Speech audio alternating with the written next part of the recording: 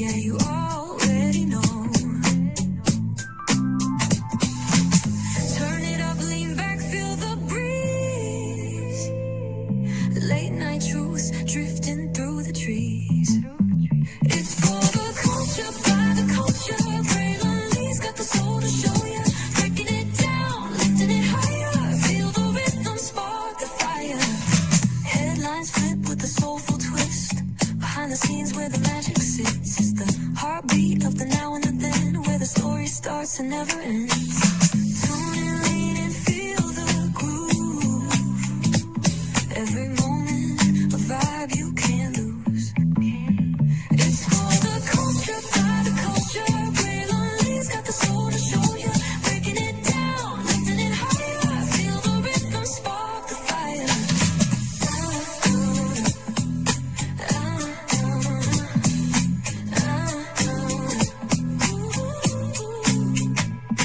Hear the whispers in the city's hum. Echoes of stories where we're from. A beat, a step, a voice so clear. The pulse of us, it's all right here. We got soul, we got flavor.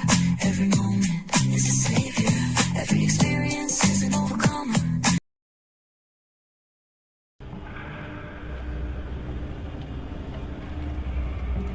I got a question for you.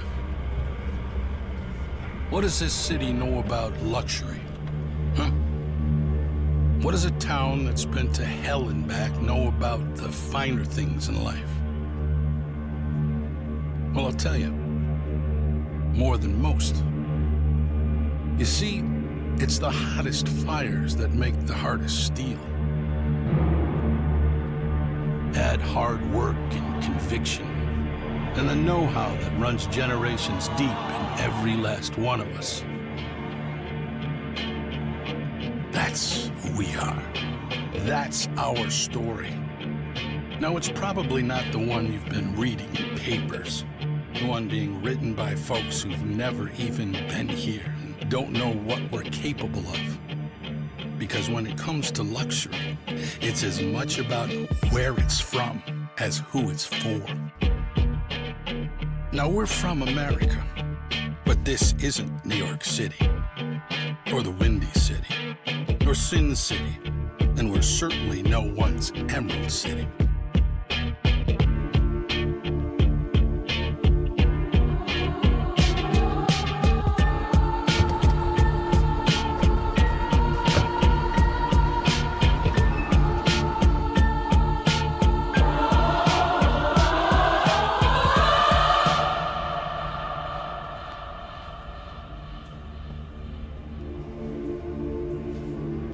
This is the Motor City, and this is what we do.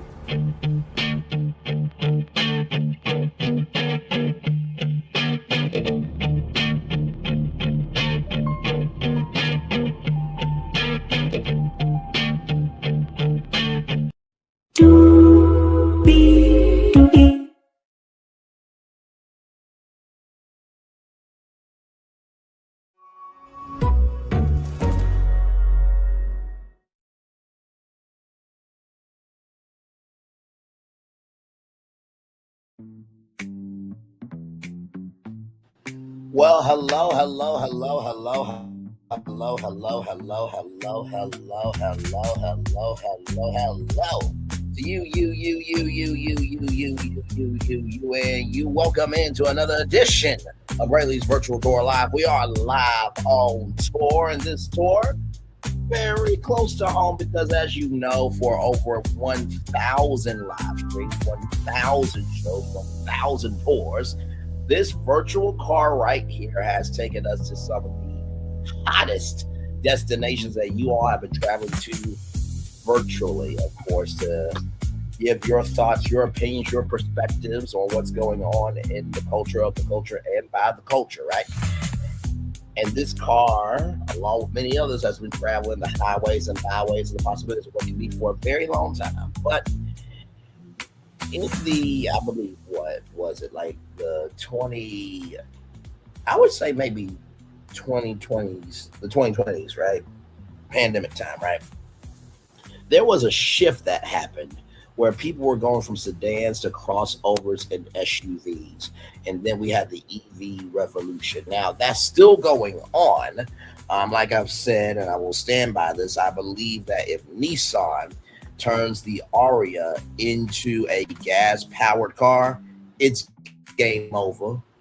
And Nissan will be in an echelon that they've never been in before, okay? So I'm just going to say that right now. I've been saying that for a while. But there's this conversation that is percolating. Hey, good sir, welcome in. There's this conversation that's percolating about a sedan comeback.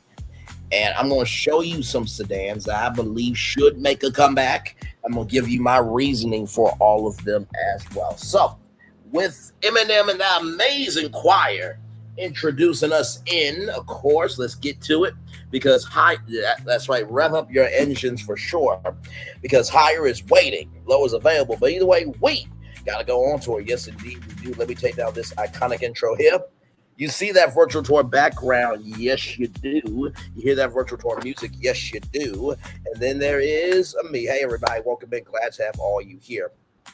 So if you all remember, I believe it was this week or last week, we talked about smart, right? And the smart compact cars. There was the Smart 4.2 and the Smart 4.4, right? And I talked about how Smart is coming out with their first sedan. So let's take a look at that.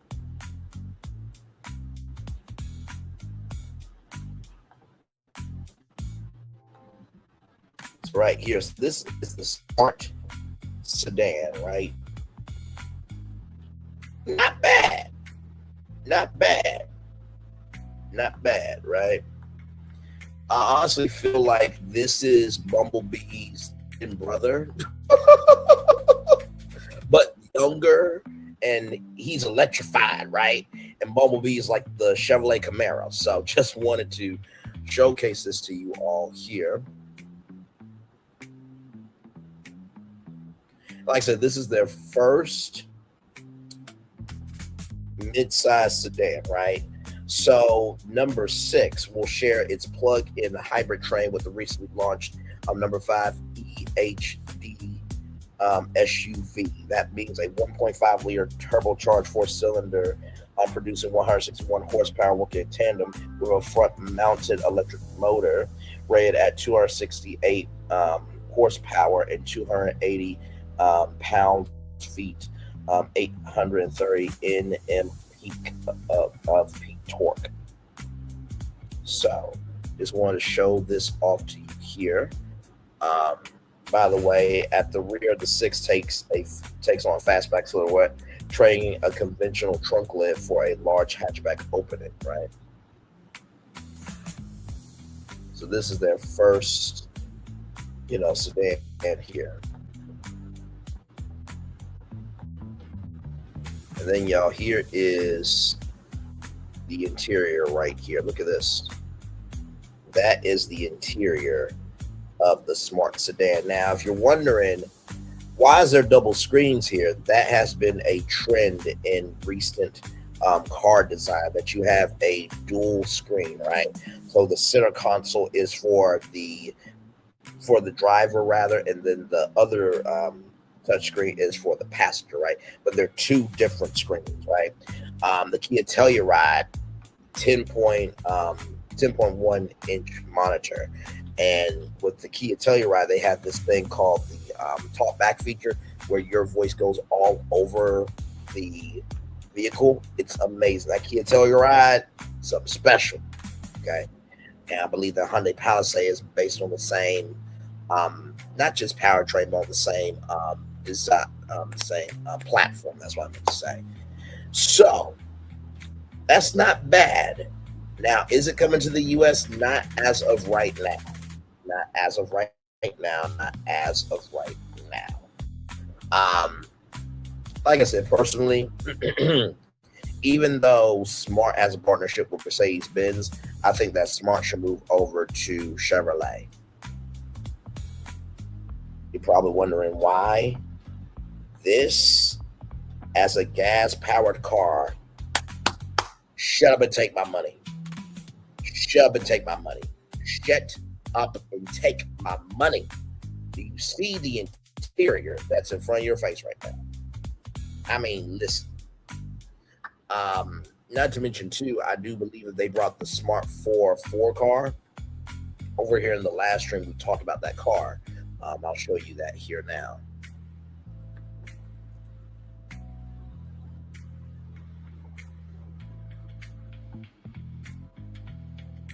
Now they brought this over as well. Okay, they brought this over as well. I think it would do well. I think it would do very, very well. And this is the interior right here of the Smart 4, and that's an electric one. And this is the back of the Smart 4. Now, of course, it's got 4 seats, but you can remove that seat for a 5th seat there. But I think if Smart brought this over, and then they brought this design right here, this interior, this sedan, this interior, have all the colors, game over. Game over. Game over. And I say Chevrolet because Chevrolet, they got rid of the Chevrolet Cruze and they got rid of the Impala. Now, I still believe that they have the Malibu. Let me look that up live in real time right now for you all. And welcome in. Glad to have you here. We are talking about the revival of the sedan in North America. So buckle up, rev your engines. We're about to have a good time, as we often do over here. Yes, indeed. Let me see. All vehicles from Chevrolet. So they have SUVs. They have trucks. They have their electric vehicles. And they have their performance. So they have their Corvettes, right? But they have no sedans, right? So they got rid of their Malibu as well, it looks like. So they don't even have their Malibu, right? So if Chevrolet brought the Smart sedan, right, and they brought that Smart 4, first of all, that's a brand within Chevrolet. And not to mention, too, you don't have to do as much inventory for the car lots, right? Because Smart has to produce the product, then you just sell the product, right? It's almost like you being a McDonald's franchisee, right? They give you all the tools and everything, and you just run the recipes, make sure the location's good, make sure employees are being on time and everything in between, right? So I wanted to show that first, right? And with that being said, give me a moment.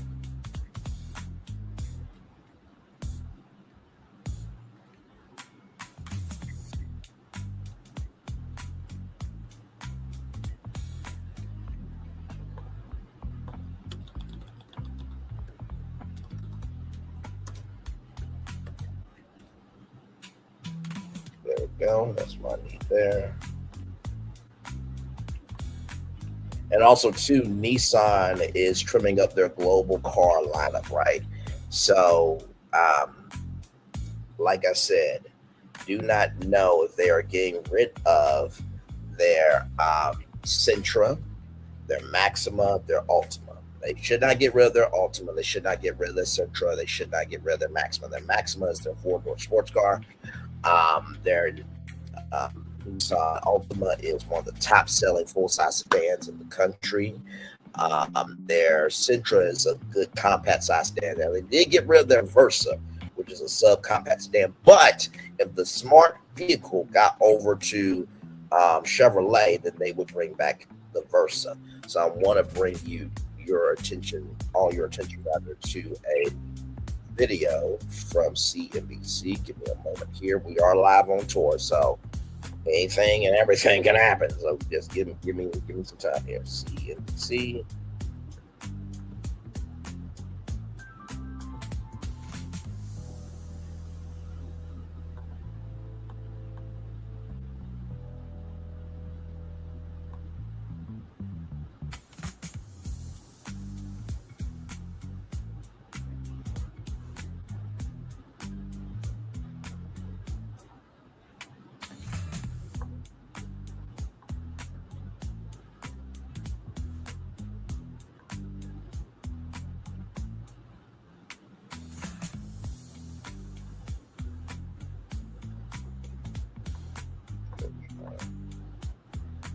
I know I had.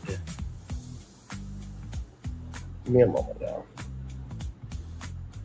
So I know I had a video saved. Just gotta go with my message.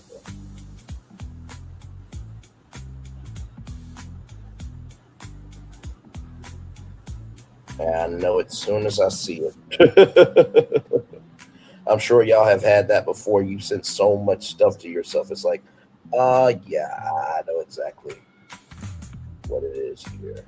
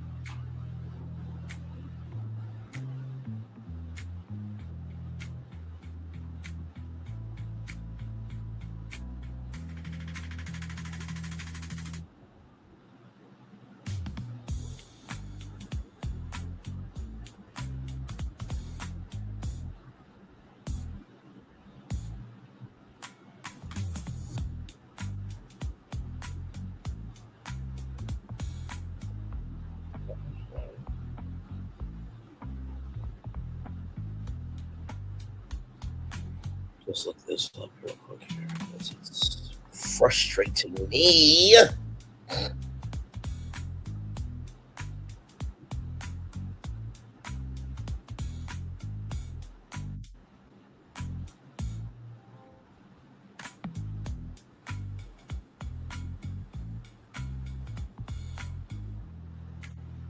Okay.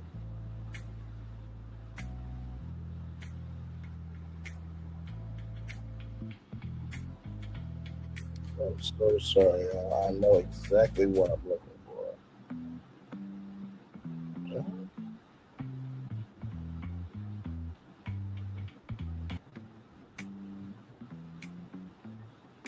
Nope, that's not it.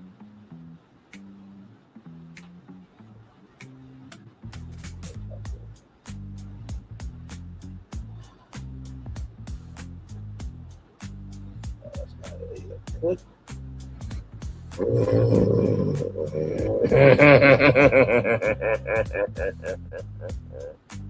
Don't worry, y'all. I am going to find it. So I am. Okay, that's the one. Okay, here we go. Out of my rambling comes greatness. Just give me time, okay? So let me share this with you all. Let's see, can I do it like this? Okay, I'll share that tab instead. Okay, here we go. Interesting. My boss's car, a Ford SUV, removed the shifter. It was so weird watching the boss press a button to drive and reverse. Don't quote me on how it works, but it looked like that. But it looked like the interior minus the extra screen was new. I had the harebrained idea of asking the AI to create a sedan. And you know what's really interesting? There's a lot of cars. Speaking of that, there's a lot of cars where it's been push button start, right? So you don't have the shifter anymore. You just twist the knob and then you press and then you go, right? So let's watch this real quick. Here we go. Peter Van here. You know, I thought growing up would be the worst, but then I found a way to hack a dollar to $50,000 and a lot of. Go back. Here we go, y'all. Here we go. If you drive around pretty much anywhere in the US, you'll notice that SUVs, crossovers, and pickup trucks have taken over. It wasn't always like. If you drive around pretty much anywhere in the US, you'll notice that SUVs, crossovers, and pickup trucks have taken over. It wasn't always like this. A few decades ago, the word car really meant something that looked like this. SUVs and pickup trucks were for work or off-roading mostly. But SUVs especially started taking off in the 90s with seminal vehicles like the Toyota RAV4, Ford Explorer, Chevrolet Suburban, the Jeep Cherokee. Not to mention the Chevrolet Blazer, which came back, by the way, and the Chevrolet Trailblazer as well. And let's not forget the Chevrolet S10s and the mini trucks and mini SUVs and crossovers as well. Let's continue. In the years that followed, they completely gobbled up the market. Check this graphic out. In 2000, sedans made up 42% of the US market. In 2025, that was down to 13%. SUVs overtook them in 2015. Then pickup trucks surpassed them in 2020. In 2025, SUVs reached 58% of the market versus 19% in 2000. The SUV had some advantages. For one thing, customers showed they were willing to pay more for an SUV than for a sedan or coupe of the same size. Here's an example. In 2018, Ford released a compact SUV called the EcoSport, which it said it could charge more for than a comparable compact car. Another advantage, these vehicles were technically classified as light trucks, which meant they were subject to more lenient fuel economy regulations than passenger cars were. But now, the average transaction price on a vehicle is close to $50,000, and a lot of automakers, dealers, and industry analysts are worrying that high vehicle prices are driving customers away. Among the most affordable options out there are sedans, four-door, low-roofed passenger cars. The vast majority of those are made by foreign automakers. With affordability being such an issue in the industry, our passenger cars have done really well. Camry, Corolla, Prius, they're all selling really well. We talked with people from Kia, Toyota, and Volkswagen. They all said their sedan portfolios are providing an affordable entry point for buyers, especially younger ones. Kia and Toyota's best-selling models are SUVs, but the Kia K4 and Toyota Camry are those brands' second best-selling vehicles. K4 we've introduced a couple of years ago. It's just been doing phenomenally well. Now, the Kia K4 is a evolution of the Kia Forte. We'll look at the Kia Forte here in just a little bit later on. Let's continue. For us, way over plan, and a lot of it is affordability. It's a nice sized vehicle. It looks great. It's full of technology, and for a lot of customers, it fits their needs. We have the youngest average age of any category in the K5, and a lot of it is this new generation that grew up in the back seat of an SUV. For the rest of us who grew up with sedans all the time, it's old hat, but for new buyers, they like the look. They like the idea of doing something different. Volkswagen has kept its Jetta in the American market for 45 years. The Jetta, for example, is of course important to also attract entry customers. So hopefully to be able to grow them in the brand from a Jetta maybe to a Taos to a Tiguan to an Atlas. By the way, just want to say this real quick.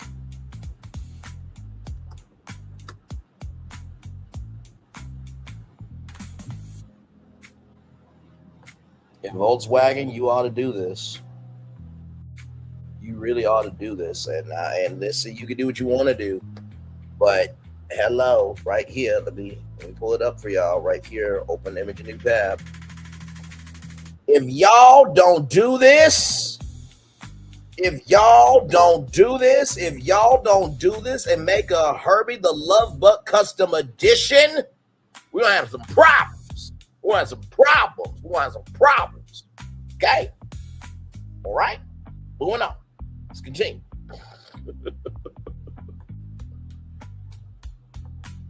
So this is also the logic behind it. Auto industry analyst Stephanie Brunley of S&P Global Mobility said it's doubtful sedans are ever going to return to what they were in their heyday. But affordability and the lure of something different might continue to attract customers. And there is something else.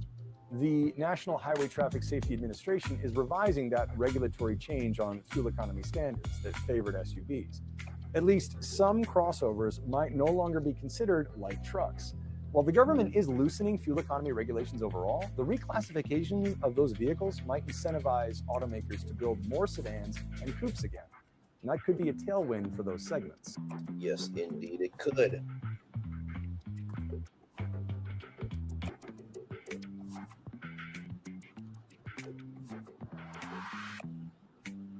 Now I want to show y'all something here. What if I told you HPV vaccination was for men too? I didn't know. I'm too old. If you're under 45, you're not. If you're I want to show y'all this. This is the BMW 1 Series sedan, no longer China exclusive, launched in Mexico. So the entry level. Oh, by the way, before I read that, I want y'all to see this right here. Remember when BMW said the 1 Series sedan will only be offered in China? Scratch that. The front wheel drive sedan. Now, for those of you who don't know, BMW is normally rear wheel drive or all wheel drive, right? So this is the first front-wheel drive sedan riding on the same UKL platform as the Series 2 minivans and the Minis, being launched in Mexico, where it joins the rear-wheel drive 1 Series hatchback, offered in both 3 and 5-door flavors, available exclusively as the Sports Line Edition. The front-wheel drive sedan. That BMW right there, okay, starts off at 489,900 Mexican. Ladies and gentlemen, US dollars, that's $24,561. That's $24,561. That's $24,561. Yes, you could be in a BMW right here. This BMW, $24,000.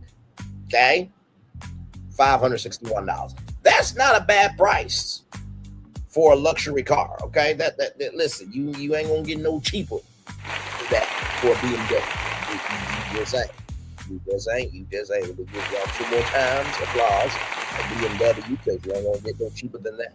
I'm here for it, and it should be in the United States. It's good. Let's continue here.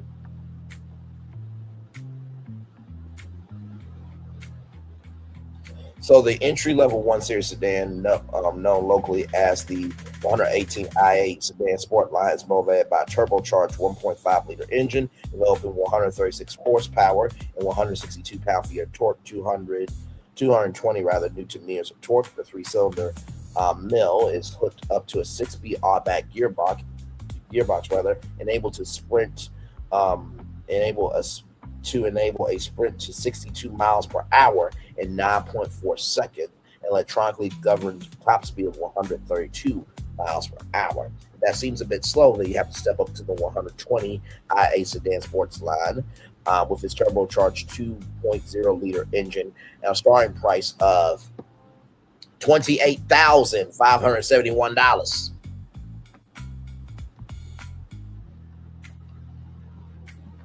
This car right here is for $24,561. Now, if you want to step this up with a 2.0 engine, it would be $28,571. Not bad. Now, in that video we just talked about with CNBC about the affordability, right, of the sedan. Now, hey, Florence, and welcome in, good sir. Now, as we know, crossovers and SUVs, they can be pricey. They can be $40,000, $50,000, but also, too, you got to think about customization and all that stuff as well, right? So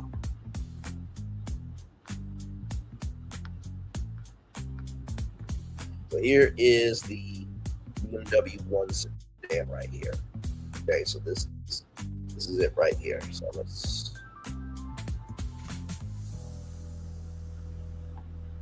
4-door sedan. There's the trunk right there. So 60-40 split. I like that color. I like that face.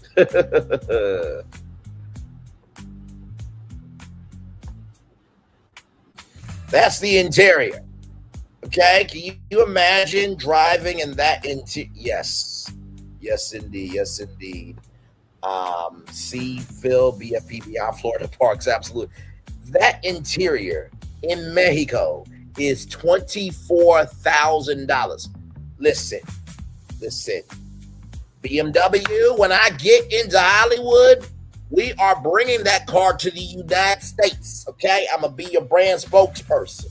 I'm going to need about $20 million a year. You give me that car for free, of course, because I'm driving it and all that good stuff, you know what I mean? But that car right there, $24,000. Nice. That is much as they sold Dodge Darts for the 2010s. I'm assuming that maybe they're built better. We'll see. The Dart was discontinued in 2016. Yes, indeed. Oh, it's Puerto Rican. Yes, so it is from Mexico, this car, yes. There's the back seat with air conditioning. Yeah, BMW, you need to bring this one to the States. Please and thank you. A $24,000 BMW, a $24,000 BMW, a $24,000 BMW.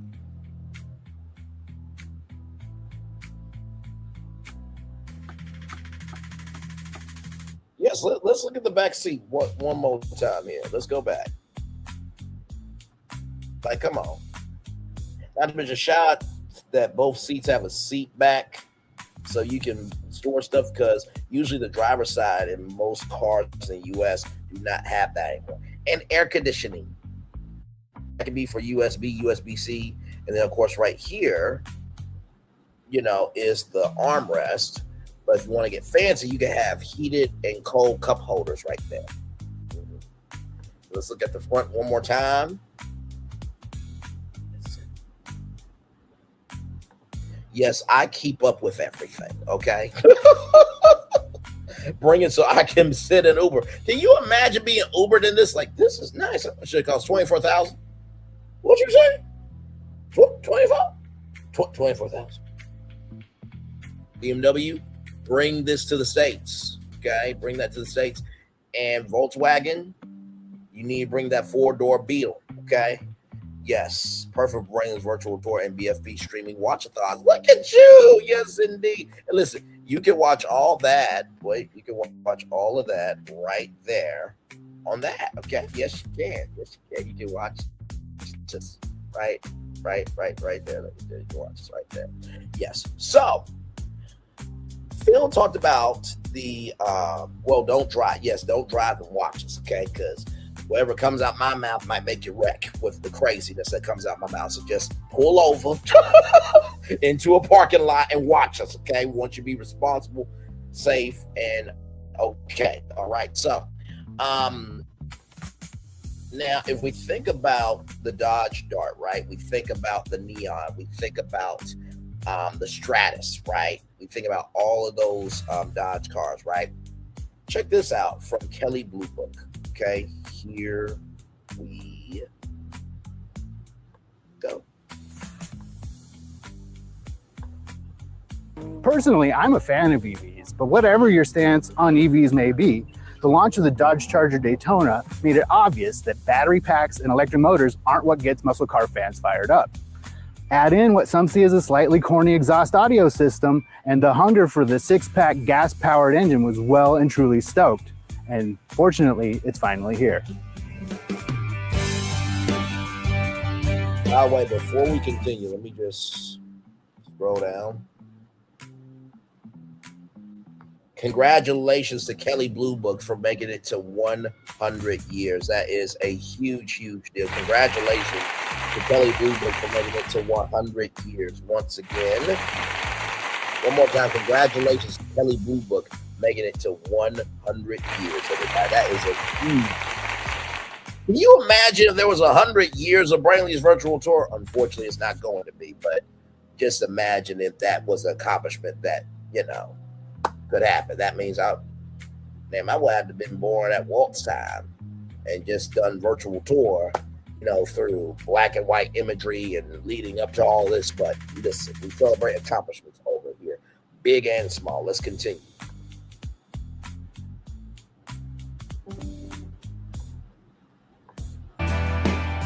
The 2026 Dodge Charger lineup gives you choices. It starts with the RT, making 420 horsepower from the 6-pack standard output engine. Now, see, that's $51,990. Back to this for $24,000. Do you see why sedans need to make a comeback? Let's continue. And it starts at $51,990, including destination fees. Next up is the Scat Pack with 550 horsepower from its high output 6-pack engine, and it starts at $56,990.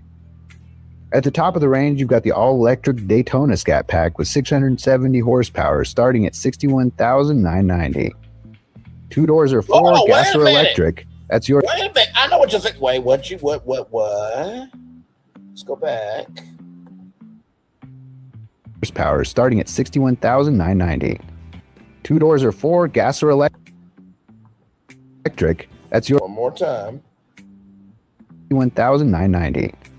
2 doors or 4, gas or electric. You saw that, right? That's yours.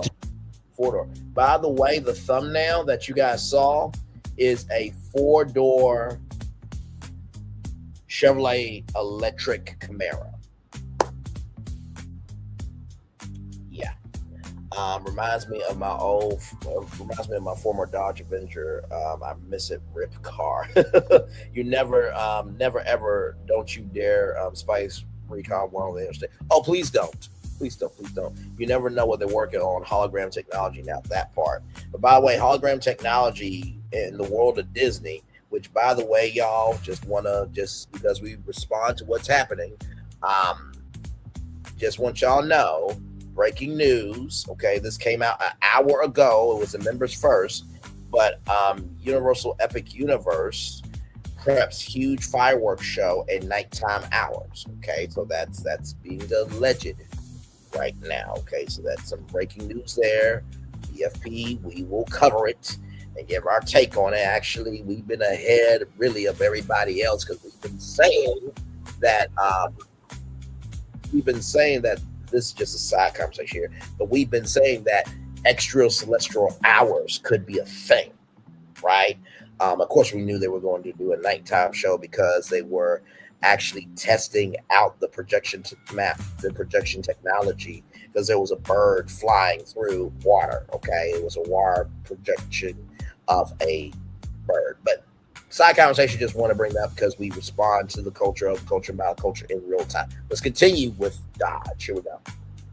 To choose, just note, if you're looking for a gas 4-door, you can order it now, but it won't hit the dealerships until mid-2026. Under the hood of the gas scat pack, you'll find this 6-pack high output, a 3.0-liter twin-turbo inline-6 from Dodge's Hurricane. Can I just say this 6-pack right here, I love the detail of it. Amazing. Family. It makes 550 horsepower, 531 pound-feet of torque, and hits 0 to 60 miles. Like, let's zoom in on this. I love the uniformity of this, that it feels old school, right? But it feels new school. You know what I mean? Because if y'all remember the Dukes of Hazzard, which, yes, I know it has a particular flag that nobody likes, okay? But the signature of that was, it was a 2-door where the door didn't work, so you had to get in, right? You had to jump in. And they brought the energy of that car back to this. And the colors are bold. They're how can I put it? They're bold, they're punchy, and they're letting you know that they're here. You know what I mean? So, yes, the current fountain is being drained, and the fireworks pad behind Helios' update. Yes. Thanks for the update. Hooray for Friday night. Yes. Are we doing a show Friday night? Let me know. I'm willing to wait on the gas powered car. Yes. Let's continue.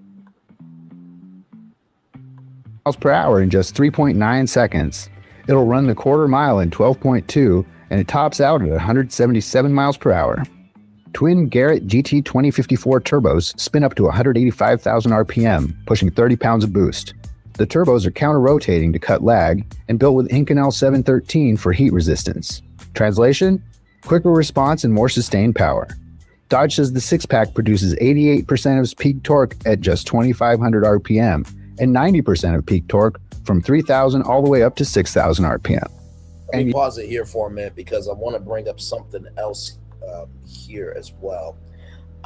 This car right here, right, the Dodge Charger right here, that car right there has been one of the best cars for Dodge for a very long time. So there's that face there with the snake grill there, or the snake nose, and then right here, Dodge Charger was named most loved full-size sedan in America by Strategic Vision.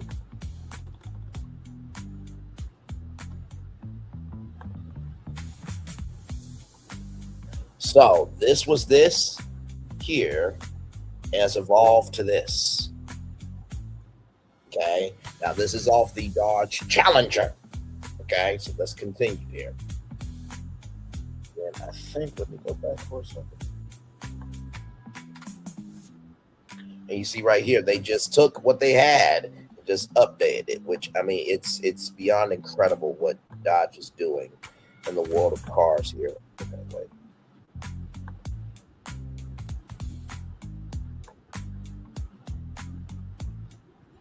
And then here's the Dodge Dart right here. Now, this car actually did sell pretty good. I'm not going to say here in front. Not to mention, I love the tail of that. Like when you saw that red You knew it was God. Let's continue. Yeah, that dual mode exhaust sounds as good as it looks. Here's the party trick. The Charger is the only muscle car with all-wheel drive and on-demand rear-wheel drive. Let me say that 2 more times, or let Kelly Boo Book say that 2 more times. Here's the party trick. The Charger is the only muscle car with all-wheel drive and on-demand rear-wheel drive. 1 more time. Just 1 more time. Here's the party trick. The Charger is the only muscle car with all-wheel drive and on-demand rear-wheel drive. If you live in a snowy place, you can have a 4-door muscle car with all-wheel drive. Okay, and let me tell you something. Rear-wheel drive usually is for luxury cars and everything else, but you have that in a muscle car. I think most muscle cars are usually rear-wheel drive. But here's the thing: on demand rear-wheel drive. So basically, whenever you need all 4 tires to grip, you can. But when you don't, and you want the front 2 tires to rest, you can do on-demand rear-wheel drive, and that is a 10.1-inch screen. Let's continue. Hit the button and the 8-speed automatic sends 100% of torque to the rear wheels for burnouts, donuts, and drifts. Then, when you're ready, switch back to all-wheel drive for maximum grip off the line. Add line lock, launch control, and selectable drive modes, including auto, eco, wet, snow, sport, and custom, and you've got muscle that adapts to any surface. Stopping power comes from Brembo 6-piston fixed fronts and floating rears, with e-boost brake-by-wire for fade resistance. The suspension is all new. Multi-link up front with a 4-link rear, which Dodge says delivers 10% quicker. Let's watch that again. The suspension is all new. Multi-link up front with a 4-link rear, which Dodge says delivers 10% quicker cornering response. I'm such a little kid. One more time, y'all. And you've got muscle that adapts to any surface. Stopping power comes from Brembo 6-piston fixed fronts and floating rears, with e-boost brake-by-wire for fade resistance. The suspension is all new.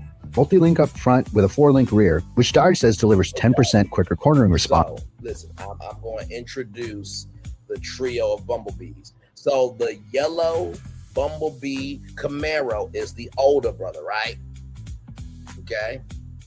And like I said, Beetle, Volkswagen, I need you to do a Herbie the Love Bug overlay and need you to bring this 4-door Love Bug. I haven't forgot about you. And BMW, bring this $24,000 BMW to the States. But back to the Smart. This is Bumblebee's middle brother. Okay? This is Bumblebee's middle brother. You want to know who's the younger brother? You want to know who's the younger brother? This is the younger brother of the 3 Bumblebees. Here we with go. e-boost brake-by-wire for fade resistance. The suspension is all new. Multi-link up front with a 4-link rear, which Dodge says delivers 10% quicker cornering response. That's the younger brother of Bumblebee right there. I just want you to know. The Camaro is that classic refined car. The Smart is very sensible, very cutesy, very mindful, very demure, very observant. The younger brother don't give a fuck. I'll probably feel uncomfortable in driverless car. Yes, the Waymo cars, which I believe that they've been starting to, bloom up around the country. And then, of course, you got Tesla and the robo-taxis and many more autonomous vehicles. Let's continue. 15% faster lateral reaction and 25% better balance than before. But more on that in a moment. Inside, it's pure Dodge attitude with a modern twist. The design nods to the 68 Charger, but tech takes center stage. I mean, a 10.25-inch digital cluster, ladies and gentlemen, 12.3. That's all light. Okay. What do you want me to do? Because a real good streamer can find other content. Okay, let's go back. Let's go back.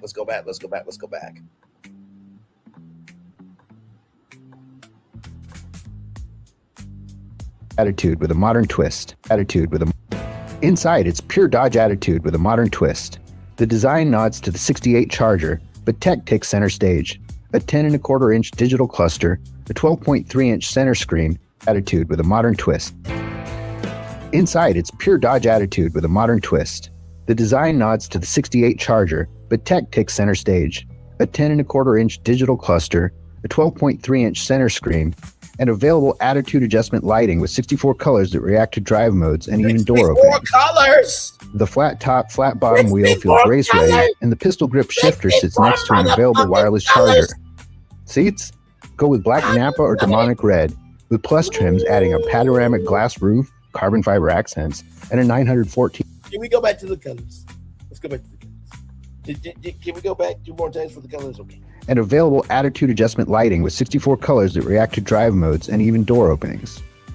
The flat top, flat bottom wheel feels race ready. One more time. That's all I'm asking. One more time. Just one more. Okay. Available attitude adjustment lighting with 64 colors that react to drive modes and even door openings. The flat top, flat bottom wheel feels race ready, and the pistol grip shifter sits next to an available wireless charger. Seats? Go with black Napa or demonic red, with plus trims adding a panoramic glass roof, carbon fiber accents, and with plus. Somebody tell me why a cinnamon interior. Hey, gorgeous. Hey, long time no see you. It is good to see you. I hope all is well. I miss you being over here. I miss some of y'all being over here, but y'all are more than welcome to be over here. I'm still over here creating content. We're talking about cars right now. I just got done showcasing American Dream Mall, and I talked about could malls, be content hubs to equalize the entertainment industry and the media industry. And then we got 3,000 seat theater inside American Dream Mall announced the next day. And so now we're talking about cars. But it is good to see Sarah Hill. Welcome in. Glad to have you here. Let's continue here. Good to see you. Like I said, this being a brown cinnamon interior. Oh, my God. A blue interior. Burgundy interior. Oh, my God. You're fine. You are absolutely fine. Just know it is good to see you, and you are always welcome over here. I love you. I value you. I embrace you very much. You know that. Good to see you. Glad to have you here. Let's continue, everybody.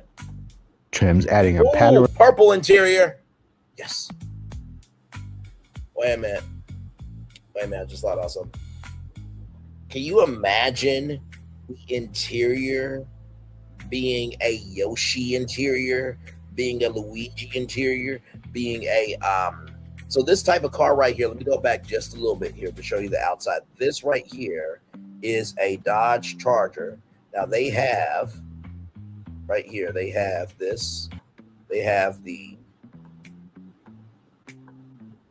doors are 4, gas or electric. They have the two doors are 4 or electric. So this is a Dodge Charger, 2-door, 4-door, 2-door, 4-door.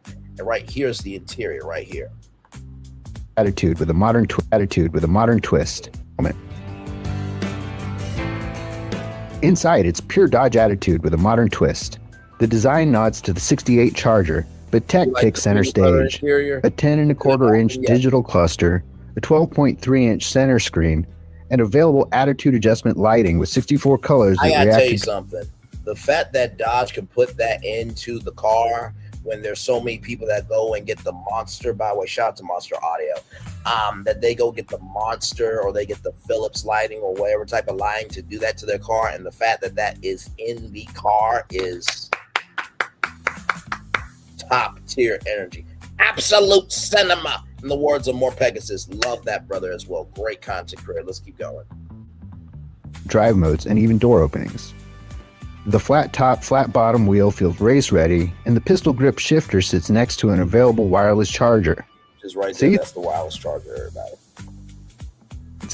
Go with black Napa or demonic red. If they had more interior colors, this would be selling like crazy. Not saying it's not going to sell like crazy, but I feel like a burgundy brown interior. Oh my God. Now, I don't know how they could do this, but wouldn't it be cool if they could make like a chair that is like, I don't know how you would do it.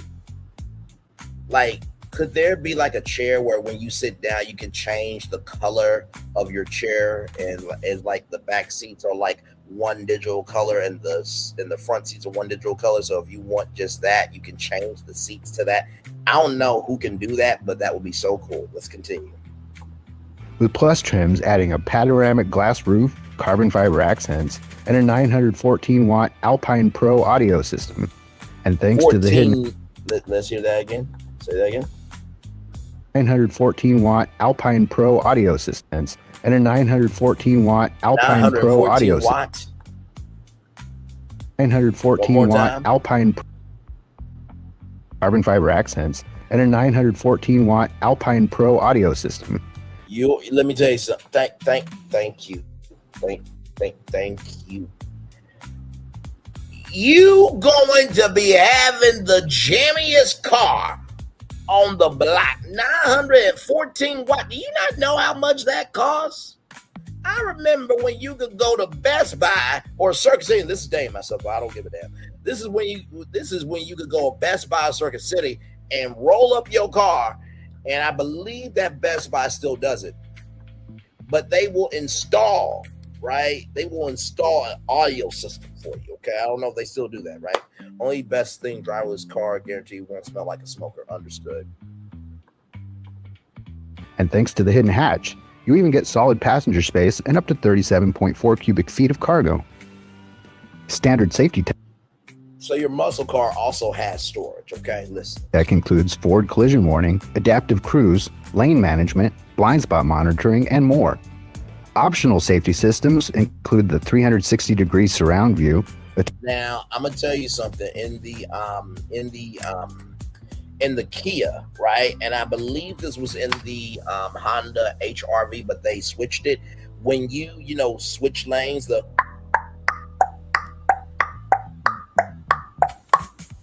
they have like two gauges. It's digital gauges. When you switch, there's a camera that shows your blind spot, right? Like a live, real in-time camera. It is amazing. Interior is great. I'll choose a cloth interior seats. Alpine Pro system was great in the adventure. And hello, Sarah Hill. Welcome in. Gorgeous. Glad to have you here. Let's continue. A tire-to-curb camera, a head-up display, and blind spot video when signaling. See? Blind spot live camera. That's been happening a lot more of the, everyday brands. It's been a long wait, but muscle car fans could finally stop holding their breath. This is the 2026 Dodge Charger Scat Pack, and right over there is the tail of the dragon. We're gonna find out if this thing has captured the magic that the electric ones seem to have missed. With all-wheel drive confidence, rear-wheel drive fun, and that six-pack hurricane punch, the Charger definitely feels engineered for everyday muscle and weekend mayhem. Flogging the big car up and down the tail of the dragon, a place where no muscle car should really feel at home, showed that Dodge has really put in the work to make this nearly 5,500-pound beast handle like it should. Woo, baby! Oh, yeah. Oh, yeah. After a full day flogging the 2026 Dodge Charger Scat Pack with the six-pack gasoline engine up and down the tail of the dragon and burning plenty of rubber with it, it's clear Dodge has finally hit the notes that muscle car enthusiasts have been looking for.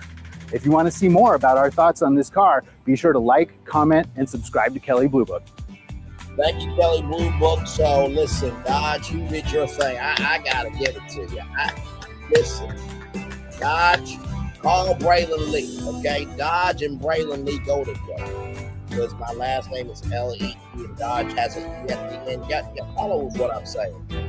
Wait a minute, hang on, y'all. I'm getting a virtual call. Really?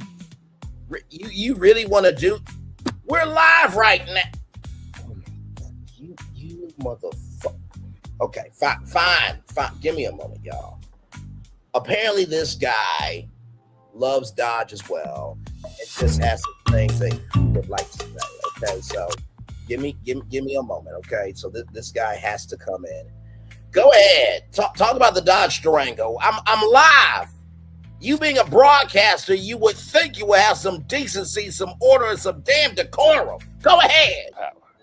God. elegance. Sometimes the luxurious things in life are... Hey, what are you doing? Get out of here! Get out of here, you dumb dancers! They just saw a nice I've told them scene. 100 times they can't dance in here. I told you 100 Bunch of times not to dirty interrupt my damn life, but somehow you're doing it. There's nothing that gets me more ticked off as a bunch of dirty, irresponsible dancers dancing in front of my Dodge Durango. Jesus Christ. I don't like dirty anchors messing up my spot. But I'm live, damn it. Okay, go ahead.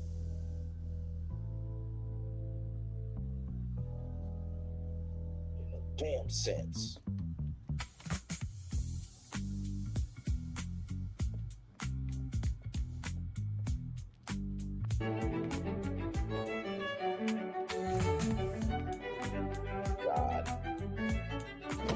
Ah! You get out of here! Get off my set! You know, a lot of people will tell you about the Dodge Durango's available Hemi V8 engine and 360 horsepower, but I'm the only one with the guts to tell you about the glove box. 0.1 cubic feet of storage, 12-volt light bulb, all in beautiful injection molded thermoplastic olefin. Comfortably fits 2 turkey sandwiches, 6 ball-peen hammers, 70 packs of gums, 20 rulers. This thing goes on for inches. Starting to get the picture? Oh, yeah. This glove box I've been talking about? It comes standard. Glove boxes are in most cars.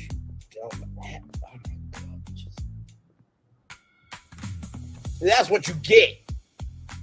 That's exactly what you get. I know it's just a curtain, but I can't get out.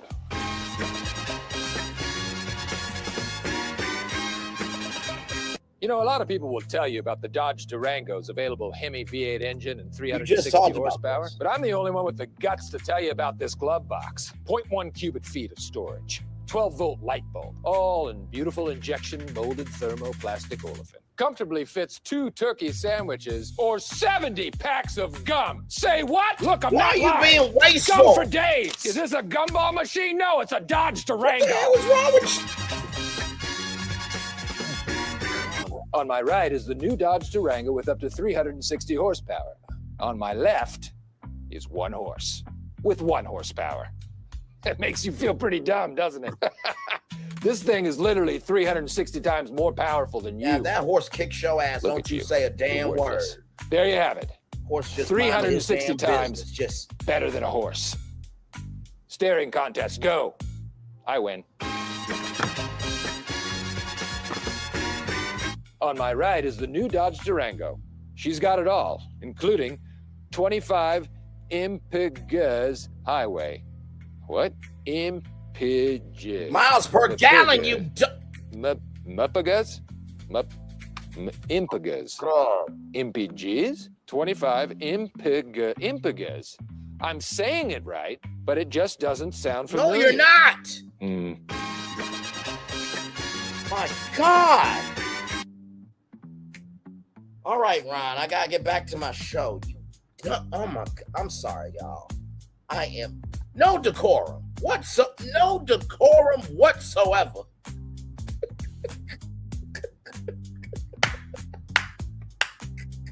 Let's continue, y'all.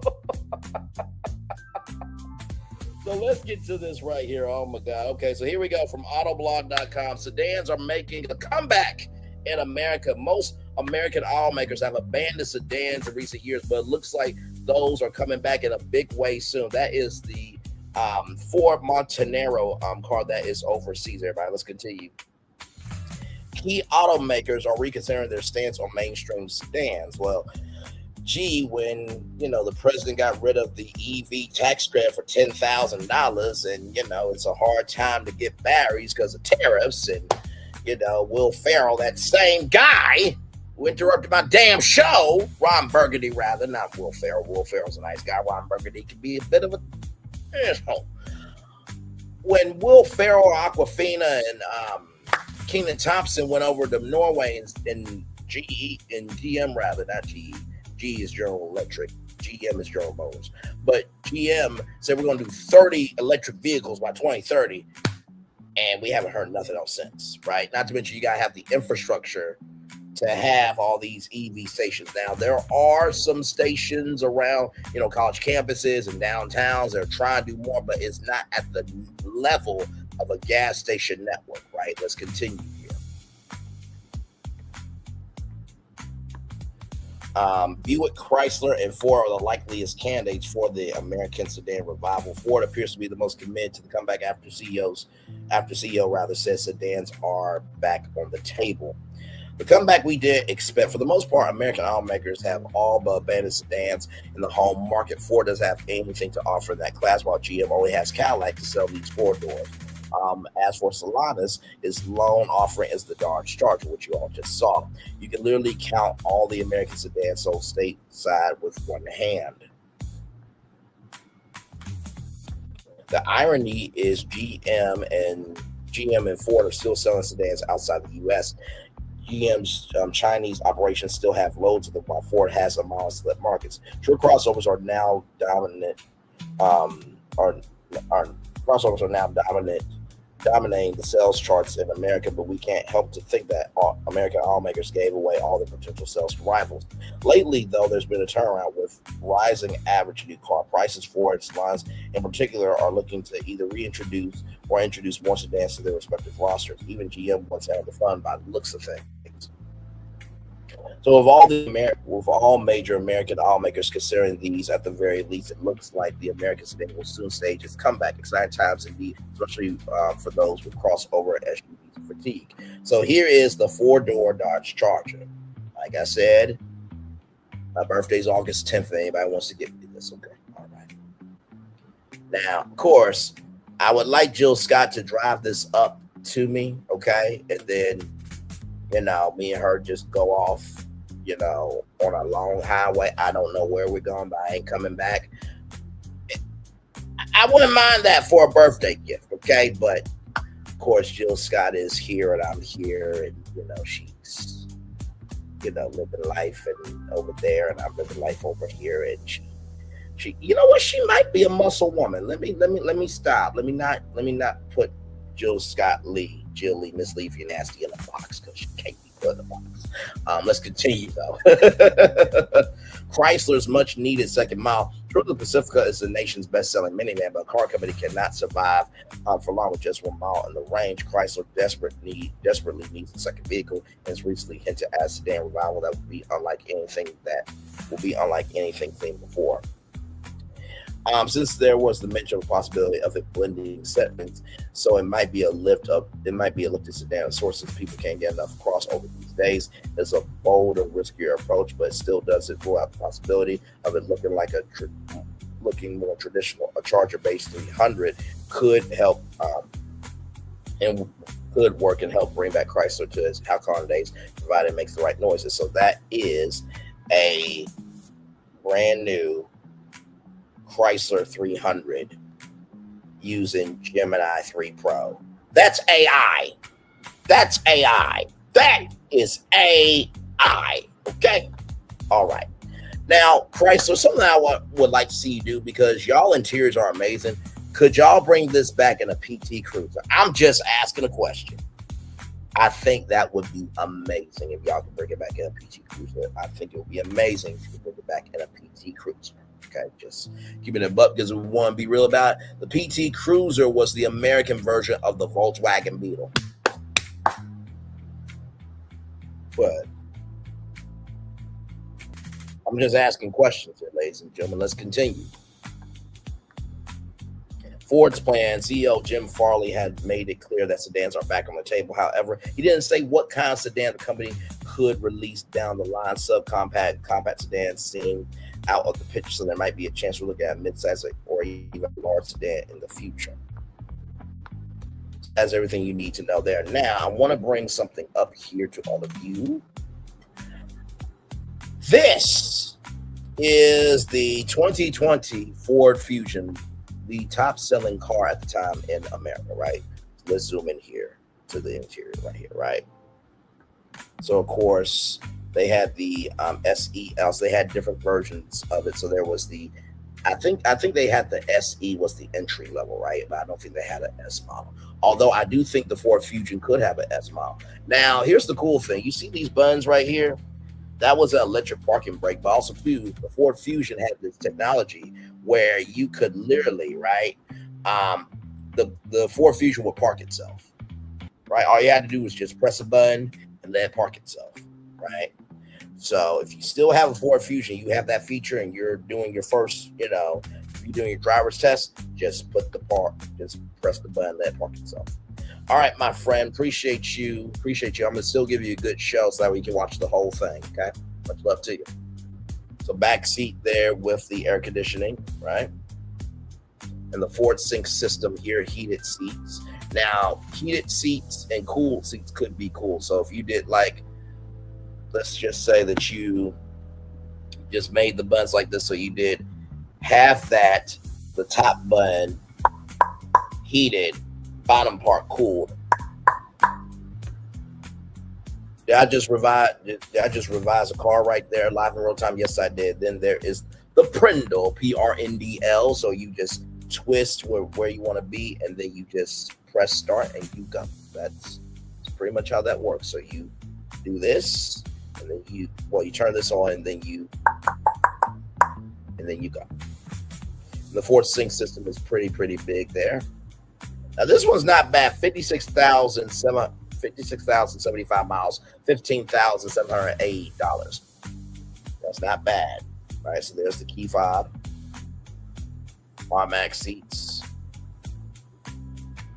You had your settings for your seat, automatic windows there. There you go.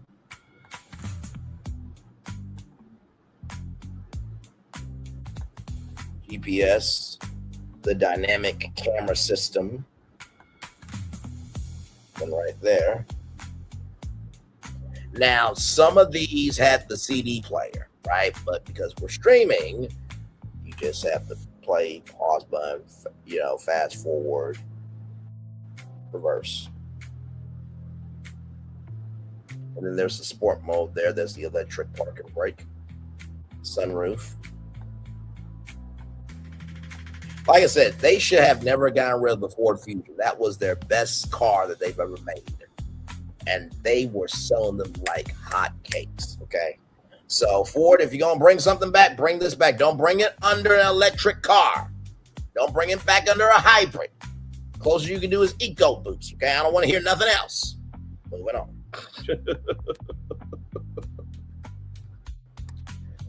So with that being said, let's continue here with Ford, since I brought I need that back. Ford. There we go. Thank you very much. Okay, here we go. Ford could revive the $40,000 sedan. Here's everything we know. Ford is preparing several new sub $40,000 models over the next few years, including a possible sedan. Here's what we know. Now, this is the Ford Montanaro car, I believe. While new car prices have skyrocketed over the last several years, a shout out to Motor One for this, only recently have automakers started to really consider affordability. Some, like Toyota, let's go places, are bringing back lower price trims. Ford's going beyond that, preparing 5 new models that will start at under $40,000, including a brand new sedan. The first to arrive is a mid-sized truck next year. Other models could include SUVs, vans, and a car, the last of which is a segment the Blue Oval has nearly abandoned. It still sells the Mustangs by icons like the Fiesta, Focus, Fusion, and Taurus along dead. Details about the new sedan are scarce. All we know is that last year, Ford CEO Jim Farley proclaimed that the automaker's #1 rule was no boring products. That's a great creed to have, but we are interested to see how that translates into the sub $40,000 sedan. While the new car is still a few years away, here's everything we need to know about Ford's upcoming sub $40,000 sedan. Now, here is the Fusion. This is a sedan rendering. Now, let's go back right to the Ford Fusion here. Let's go back. Not bad. Not bad. Just updated. And not to mention, dude, it's got a little bit of muscle car energy right here. Now, those can be exhaust there, but if you remember the Kia Forte, they also had the turn signals at the bottom of the car. But let's keep going. I like that. The Ford Fusion is the first name that comes to mind. It seems hard to believe that Ford would completely abandon it for something new, but that might actually be the case. When Ford announced the 5 new vehicles, they also said that they would go and sell with fresh names. Last year, Ford posted a job for a non-nomenclature strategist. Rather, it was looking for someone who could deliver names that are not only memorable but meaningful, but aligned with our broader brand architecture and legally viable. So the automaker should have expertise in creating something new if it wants. But the Fusion seemed like it would be an easy one. Yeah, I would just bring back the Fusion. Like, here it is. Like, what we talking about? On the words of that little Luna, what you talking about?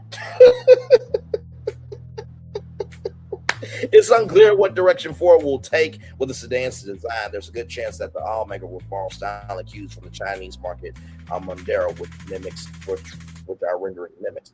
But it's unclear what size sedan Ford will make. We're expecting it would be a mid-size offering. Could I suggest to y'all that maybe this is the full-size sedan, right? And then you take this and make it a mid-size, and then you take that and make it the compact. Then you take that and make that the subcompact. So keep whatever face this is with this and just making it each one. There it is. Thank you, thank you, thank you. That's what I'm here for. Let's continue. Our sedan has slim lighting elements, front and rear, a Taurus-like grille, and a fastback-like roof. Inside the sedan could have at least 2 screens, that dual screen thing that we've been seeing in a lot of cars recently, with a possible third one for the passenger. So you mean seat backs, like digital seat backs, like in airplanes? That could be a thing. I remember the Chevrolet Venture had that. I remember the Malibu Max also had the headrest where you can have it installed. Well, not just have those installed, but the CD player would, be up top, and then you could just bring the screen down and just insert the CD there. And also, let's not forget the Chevrolet Venture. And there was a Warner Brothers edition. I remember it because it was a silver logo with Bugs Bunny. I used to get that brochure at Bell Chevrolet in Little Rock, Arkansas. Okay, that's in West Little Rock. And then, of course, the Chevrolet Uplander as well. Let's continue.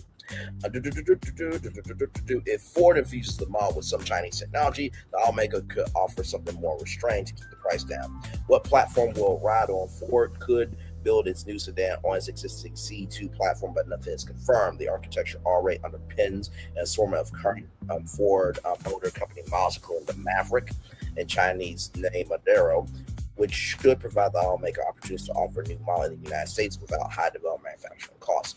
What will power it? Ford hasn't provided any specific powertrain details, but when the automaker announced new vehicles, Ford Blue and Model E President Andrew Frick said the cars would be multi-energy. So, question: will this car have shape language energy, or will the energy have a shape language? I'll mention back to the PT Cruiser. By the way, it's marketed as a truck. I had no idea. Thank you so much for that. The car was such a success that Chrysler ran Six Flags for a whole day in 2002, and thanks whom bought the PT Cruiser. Awesome stuff. Thank you for that. Catch you later, Fortin. Absolutely. Let's get back to this here. We expect the vehicles to accommodate combustion engines, hybrids, and fully electric powertrains. Whether Ford will offer all 3 in its new sedans unclear given the price point and current market. We expect the automaker to initially offer combustion and hybrid powertrains before offering a fully electric version. Y'all, just bring back the gas. I don't know why y'all keep doing it. The EVs are forcing y'all go back to sedans. Good damn. Moving on. All right. Engine sizes and outputs remain a mystery, but the car rides on the C2 platform. It will likely feature small turbocharged 4-cylinder combustion and hybrid engines. How much will it cost? Ford has said, all Ford has said about pricing is that the 5 new vehicles, including the car, will start under $40,000 without knowing what size hard Ford plans to produce and who the automaker intends to compete with. It's hard to predict a starting price. The midsize Fusion, which left the market after the 2020 year start at under $25,000. Ford plans to continue competing in the segment with models against models like Honda Accord and Toyota Camry. That starting price will likely be close to $30,000, leaving little room for anything larger if the automaker is concerned about price and affordability. When it will debut? Now that we are in the back half of the decade, time is running short if Ford wants to launch a new car by 2030. The first new sub $40,000 vehicle from the automaker is a midsize electric truck. Arriving in 2027, we can expect the car to debut sometime after that. Now, I want to bring your attention to something. Give me a moment.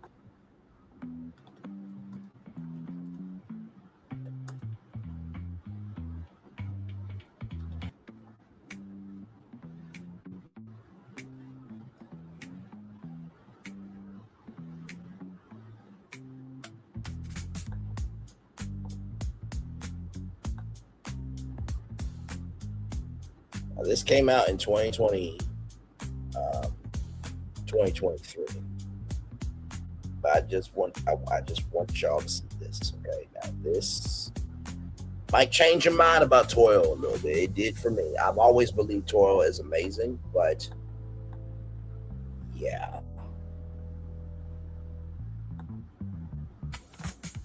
Here we go.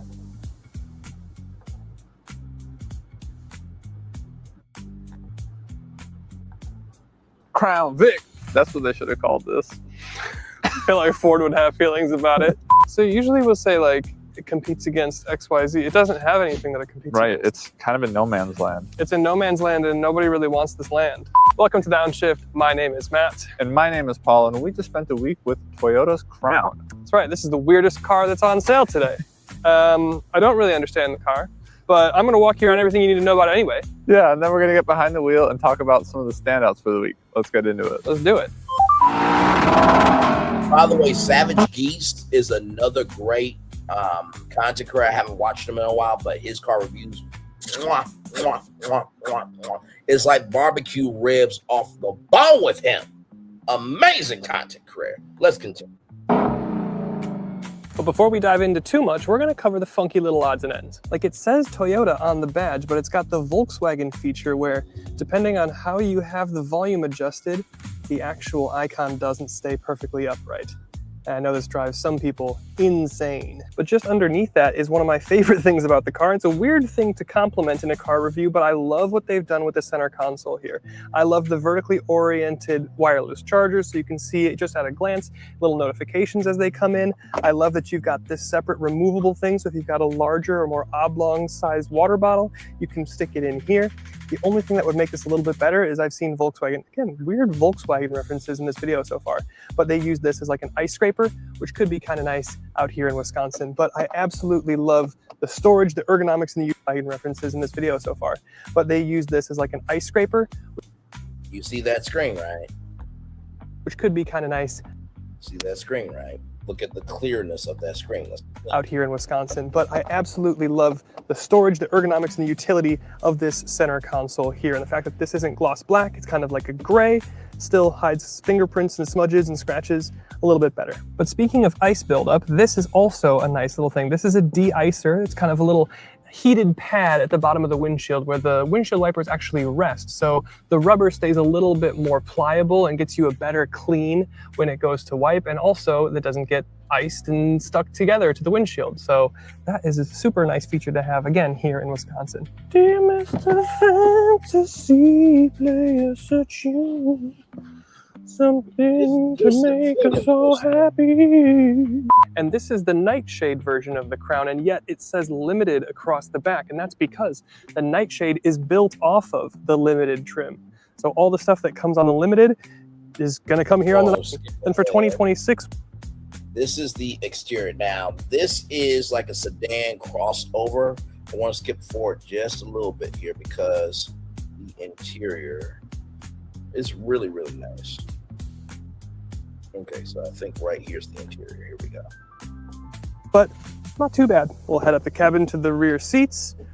Decent door detailing here. Again, I love some of this bronze accenting that we get in the interior. We'll talk about that more as we go up the cabin, but it's here in the door release as well. Heated seats for our outboard seats in here, which is really kind of... From a Toyota.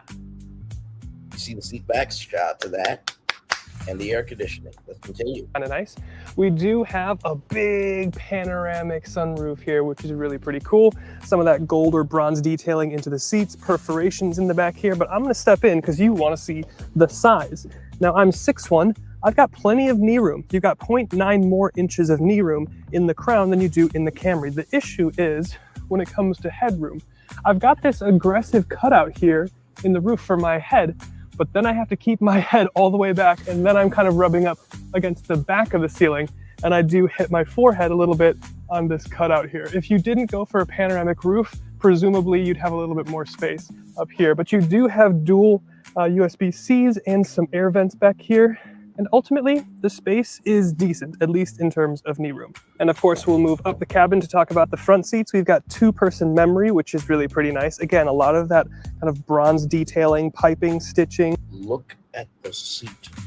Look at the seat. Look at the fucking seat. Let's continue. Perforations through the seats because we've got 3-level heated, we've got 3-level cooled, and we have an auto setting. So the... Say that again? Person memory, which is really pretty nice. Again, a lot of that kind of bronze detailing, piping, stitching, perforations through the seats because we've got 3-level heated, we've got 3-level cooled. Ultimately, the space is decent, at least in terms of knee room. And of course, we'll move up the cabin to talk about the front seats. We've got 2-person memory, which is really pretty nice. Again, a lot of that kind of bronze detailing, piping, stitching, perforations through the seats because we've got 3-level heated, we've got 3-level cooled. Pause. Let's go back to the Ford Fusion for a minute, ladies and gentlemen. Let's go back because I said something that Ford could do. And Ford, if you do this, we're going to have problems because you should call me. Now, imagine this cut in half. Up top, 3-level heated, bottom part, 3-level cooled. What can I say except you're welcome? Let's get back to the crowd. Toyota. Let's go, please. And we have an auto setting. So the car will read the ambient temperatures outside and inside and automatically adjust your heated and cooled seat. You've also got 2 Yeah, that's from Toyota. Okay? Let's continue. level heated steering wheel. And again, some of the bronze accents, really, really nice. We'll talk about that more as we talk about the cabin design right now. But like I said, cabin design, quality, materials. Look at the size of that screen and the clearness of it. Continuing. Fit and finish, all that stuff. Let's talk about it. Now, I hope you like black because it's the only interior color option you're gonna get. But like I said, with these gold accents through the steering wheel, across your dash, into your door card, and through the seats and everything, it certainly does feel like the nicest Toyota interior. I think our Crown Signia that we tested last winter had kind of a saddle brown interior, which looked really, really nice. But even here in the black with the gold accenting and contrast, it does feel really pretty nice. We talked about that center console. Love the ergonomics here. Physical buttons for pretty much all of your climate controls there. Really, really nice. The leather quality is pretty good. There's really no squeaks or rattles or anything, even in these sub-freezing temperatures here that we have been testing in all week. Everything fits and comes to hand pretty well. There's nothing in a weird spot, and it all just kind of works, and it looks pretty upscale. Not quite Lexus, but definitely nicer than pretty much anything else in the Toyota lineup. But as we zoom in on technology, it's a little bit pros and cons, hit or miss. There's no head-up display. I guess I'm not really expecting that for something like this, kind of more luxury-ish family sedan, you could say. But you do have a nice digital instrument. See here. I'm familiar with the 2023 Camry SRT. Was nice and fast. I almost considered buying it from a rental company. Absolutely. Yes, Camrys have been out here for a very long time. Instrument cluster, it's relatively customizable, but it looks nice. It looks expensive and it looks modern. And I guess that's really what I'm looking for. Over to the right here, we've got our big infotainment screen. I think it's like 12.3 inches or something. It looks nice. The interaction, it's the Toyota connected system that we've been pretty familiar with for a couple of years now. It really works pretty well. It's got all the stuff that I need, really nothing I don't. We've got an energy flow screen for our hybrid. The only thing that's a bit of a bummer is on our nightshade trim here, we're not going to get 360 cameras. I believe you can get that if you spend more money, but you're not going to get that here on the Nightshade trim. Again, it's built off of the Limited trim. Over here, we've got our Toyota Safety Sense 3.0. It's decent. It's not like mind-bogglingly good or anything, but it's definitely good enough to be helpful on long highway trips between towns or cities. The last thing we'll talk about before we get with Paulo is the price. Now, a Crown starts at $41,400 for your XLE. $41,000.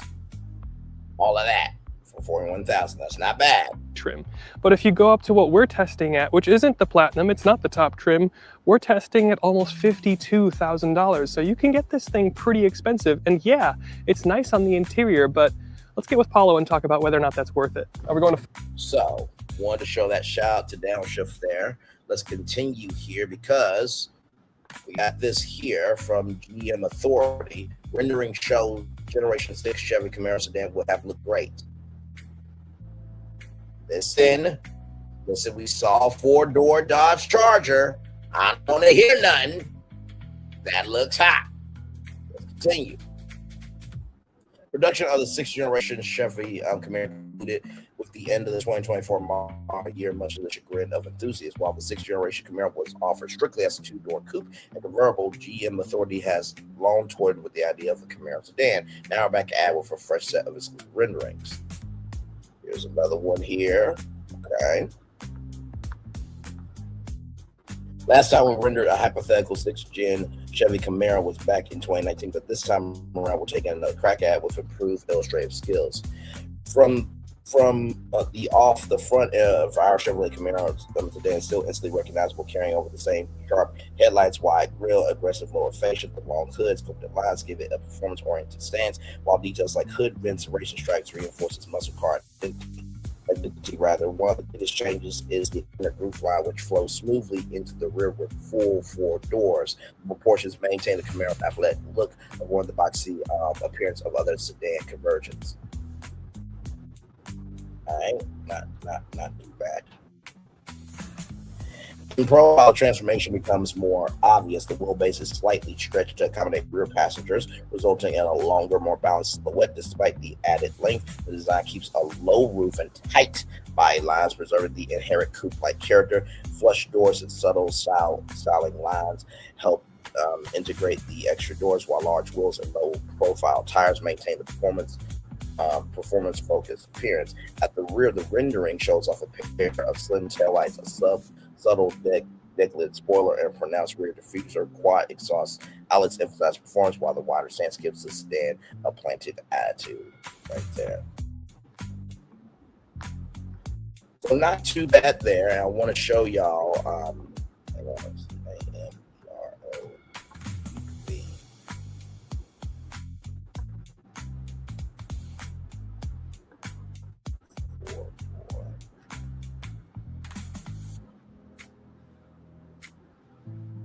Now images.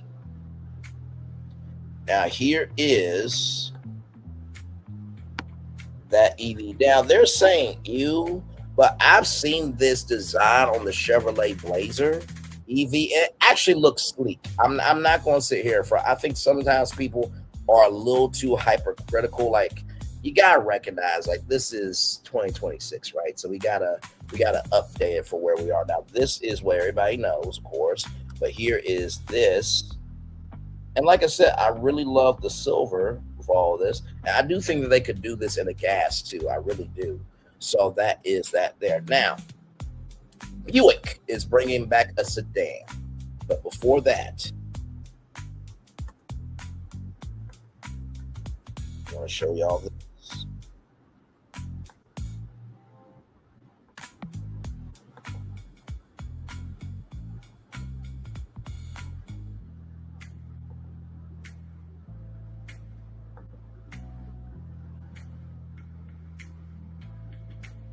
What's up, y'all? It's your girl Queen P, and I'm back with another video. And by the title, you already know what we're getting into. We are going to talk about the pros and cons of my 2025 Buick Envista. Base car is not complying for a thing. I ain't mad at it.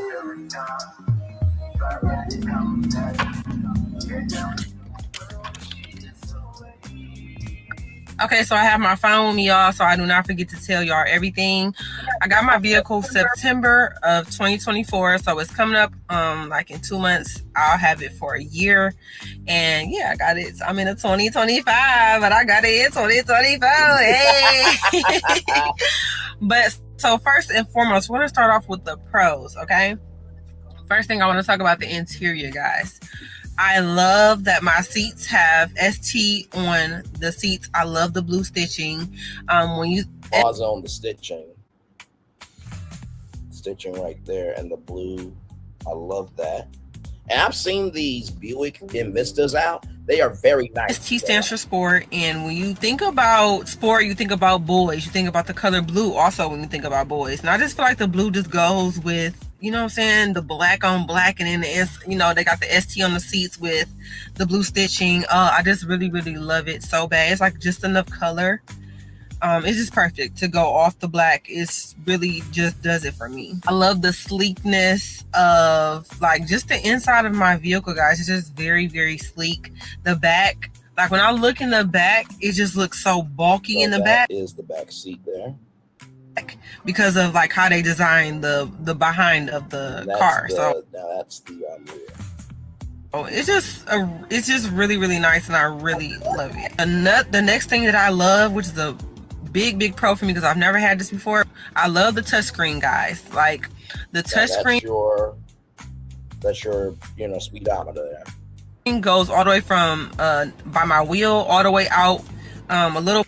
So that is the now if you've seen this before, it's also in the Chevy. So usually GM tries to keep their costs very low. So past, it goes a little over to the passenger seat or whatever. It's a full screen. The only thing that is on my screen is just the volume button. Other than that, it's a full screen. And it's just, I don't know, it's give it a more sleek, modern, and clean look. And I love it. I love that. So I have CarPlay in my vehicle, and I think that is a super pro because as soon as I get in the car, my phone connects to the radio, and my Apple Music is already set up. Siri is on here. I can talk to Siri. I'll be like, by hey, the way, that song right there, Let Snow, Boys to Men featuring Brian McKnight, that's a very classic Christmas song. So her black card is approved. Okay, very nice done, Queen P baby. Actually, you know what? I'm gonna subscribe to you live. I'm loving her energy. Absolutely loving it. Let's continue.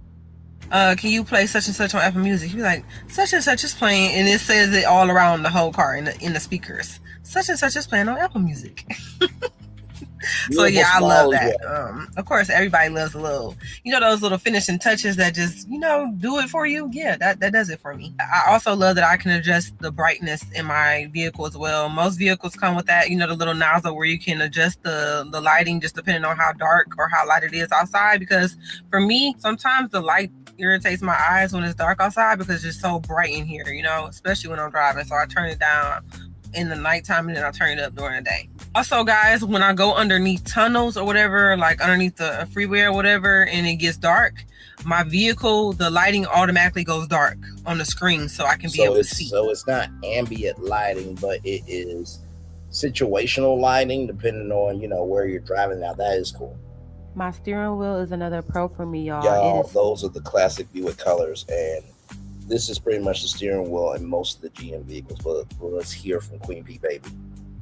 So comfortable, and it also has that Tesla design. Look up a Tesla wheel and you'll know what I'm talking about. It's also a heated steering wheel, so it heats up in seconds when it's cold outside.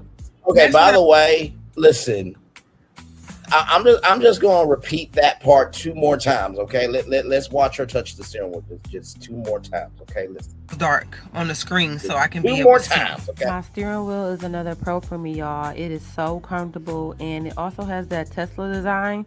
Look up a Tesla wheel and you'll know what I'm talking about. It's also a heated steering wheel, so it heats up in seconds when it's cold outside. Just one more time. Just one more fucking time. Just okay. So I can be able to see. My steering wheel is another pro for me, y'all. It is so comfortable, and it also has that Tesla design. Look up a Tesla wheel and you'll know what I'm talking about. It's also a heated steering wheel, so it heats up in seconds when it's cold outside. She knows how to touch. She knows how to touch. She knows how to motherfucking touch. Listen, Listen. You get full applause for that shit. You get full applause for that shit. You get full applause for that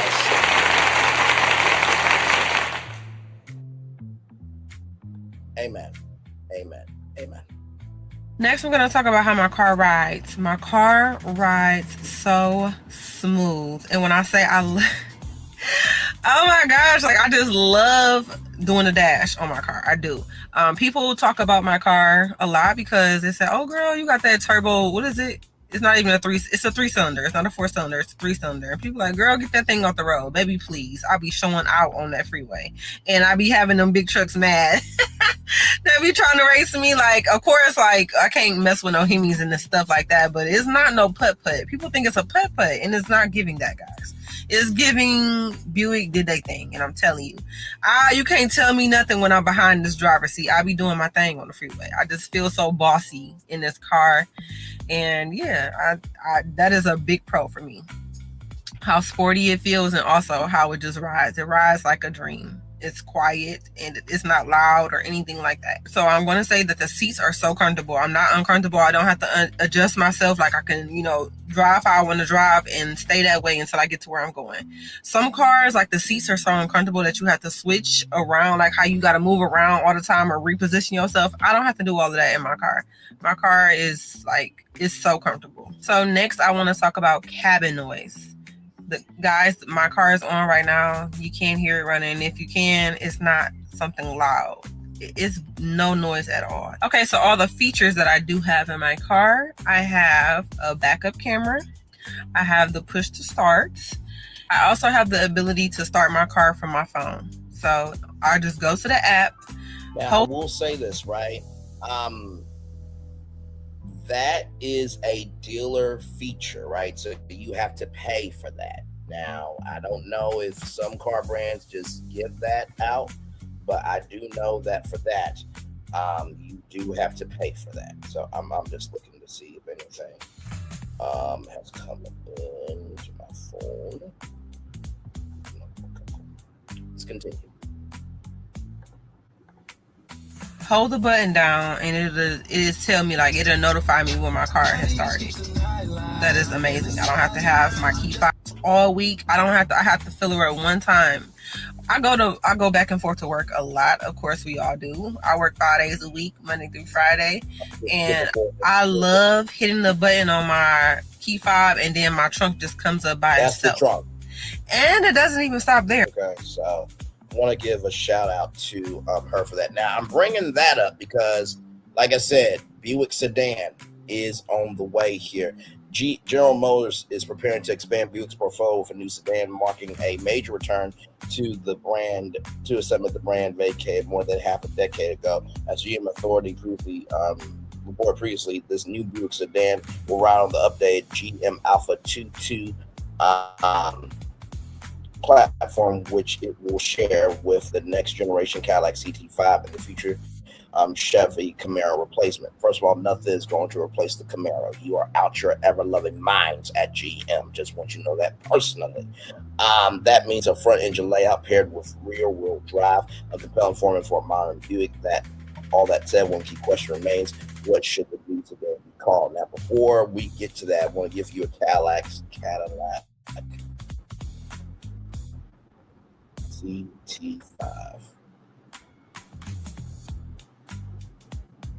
Images. Now, Cadillac has always been around for a very long time, and black people saved Cadillac. Yes, they did. So here's the interior of the CT5. Okay. All right. Look, yes, that's a whole screen. Okay. And there is the fascia of the Cadillac CT5 sedan. I remember when Cadillac first got into sedans, everybody was like, wait, y'all know for the Escalade. Oh no, their cars are lit. Okay, let's continue.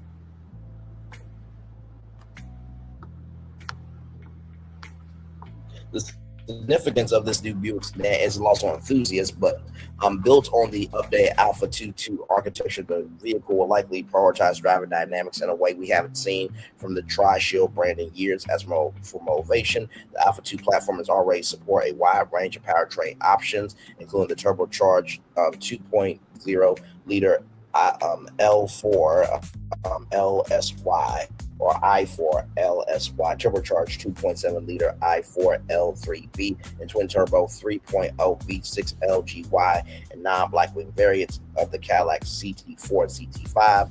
CT4 is the compact sedan, I believe, and CT5 is the mid-size sedan, I believe. So CT6 would be the full-size sedan, I believe. But don't quote me though. As well as more potent options like the twin turbo 3.6 LV6 LF4 and the supercharged 6.2 liter V8 LT4 and the CT4 V black wing and the CT5 V black wing respectively. That means plenty of engine options for GM to choose from. Wildcat. There's also a back catalog of nameplates or revival could instantly add recognition built for fans. Names like Riviera, Roadmaster, Skyline, Wildcat, or Le Sabre could each carry their own distinct connotations, while Buick can also revive more recent nameplates that still resonate with today's styles like the Regal, Lacrosse, Verano, Avenue. Let me bring up the Regal. Buick Regal. So this is the Buick Regal. If you don't know this car, it's been around a very long time. I think the best thing they should do is bring back the Regal here. That's 2018.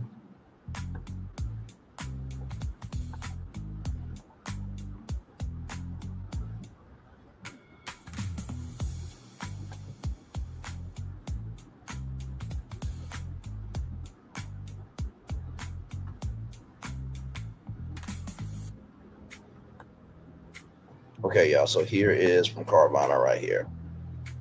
360. I'll zoom in there. Oh yeah, we can zoom in, baby. Yes, we can. Okay, so there is there. Now this is the interior. So that's the Buick Regal. Right there. So not bad.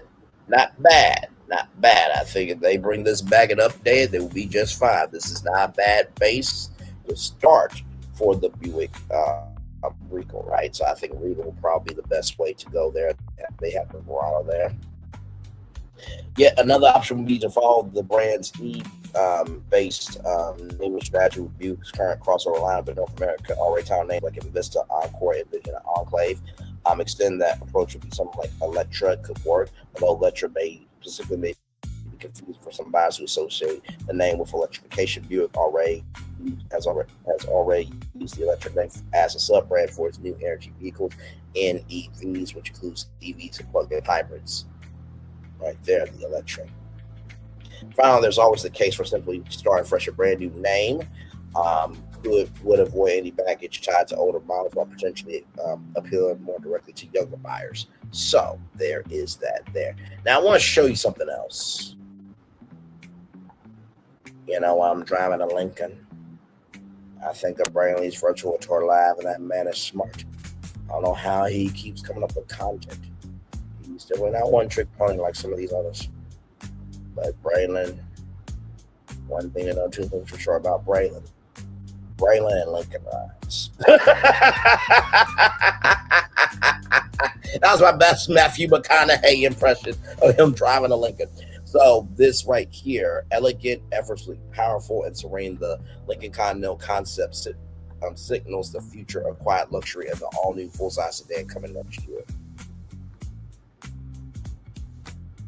Yeah, that's the concept. This was actually a real car. One of the best cars that they ever had. Okay, there's the back. There's the back. There's the back. I know.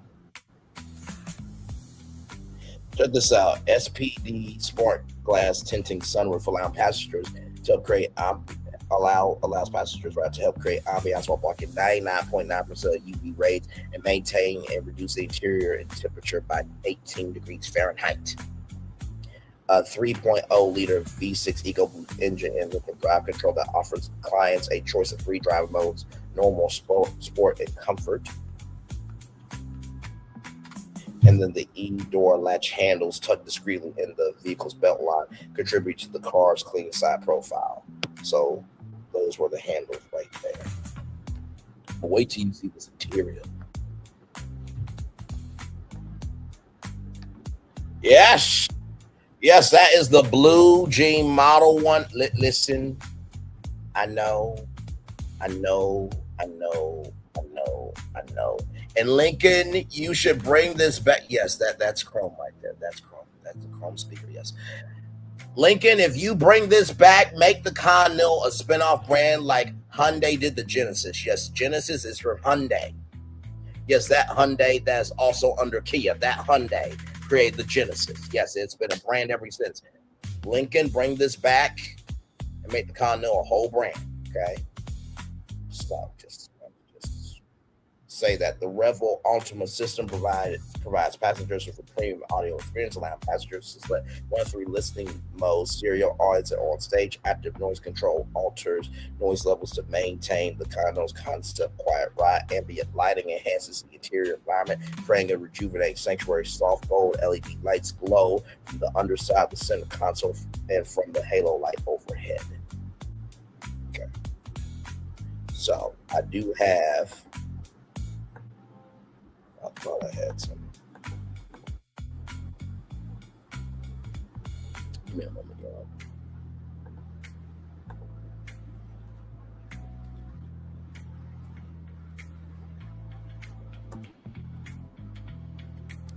Really?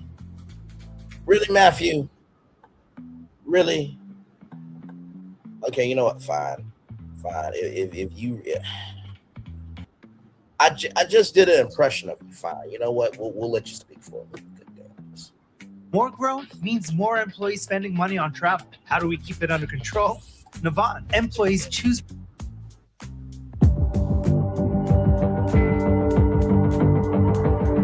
I'm sorry. I've been driving a Lincoln since long before anybody paid me to drive one. I didn't do it to be cool. Didn't do it to make a statement. I just liked it.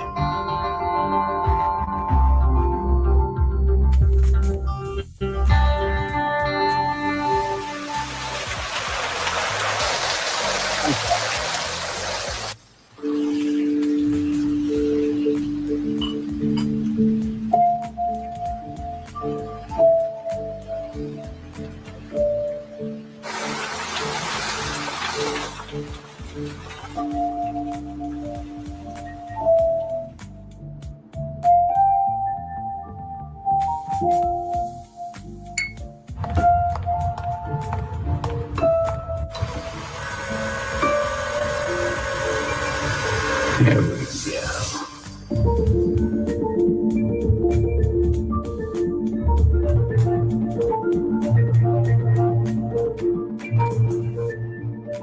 All right, one more commercial, Matthew, and then I gotta get back to the show. I swear, I tell these people I'm live all the time. They just don't respect. I get no respect around here. I get no respect. Get no respect. I think that's how it's signed. 1,800 pounds and do whatever the heck I want.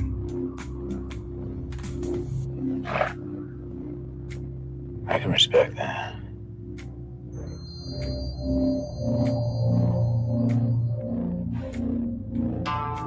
Take the long way.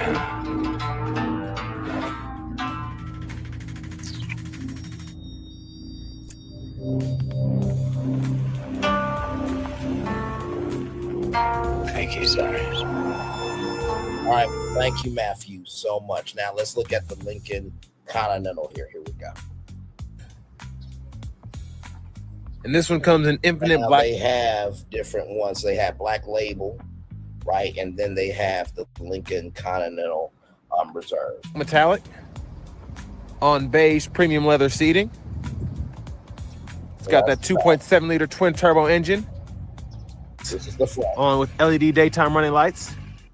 You see the Lincoln symbols there. Now we're going to look at the interior. Okay. That's the door handle. I know.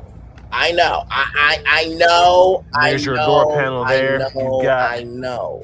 3-person memory seating. I know. They got several James, seat adjustments that you can make here. Good to see you, man.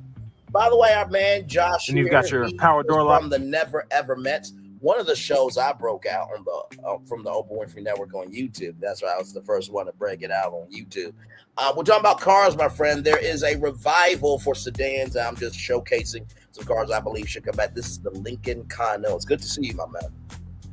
door locks, power windows, power mirrors, along with power folding mirrors. Wait till you see, man. You haven't seen that yet. Headlamp controls, along with your trunk hatch.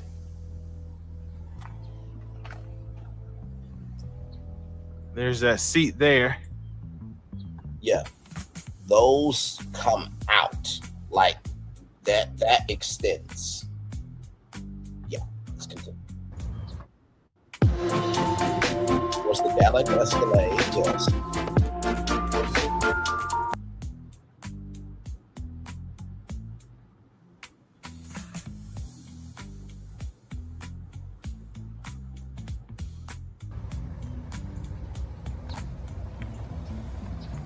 Here's the back. And there's the rear seat door panel there. Wood, leather, those right there. Yeah, all that was real. Climate control right there. And as you can see, very good rear seat room, which is to be expected from the Continental. And there you've got rear AC controls, along with your heated seat controls. Yep. And then, of course, you've got a huge panoramic sunroof. Mm-hmm. Got storage for a phone or something there. Yep. So here's the trunk. Sorry, I'm skipping around here. There's the trunk. Automatic. And as you can see, very good trunk space. You've got two little pockets on either side. Automatic. Ain't gotta do nothing. Oh. Now here's the memory seat thing there. Now let's go over to the driver's side. Now the Prindle was right here. All of this right there. Yeah, I know. So, and then right here.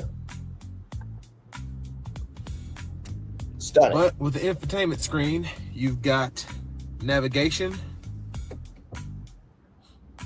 You've got a 360 camera with backup.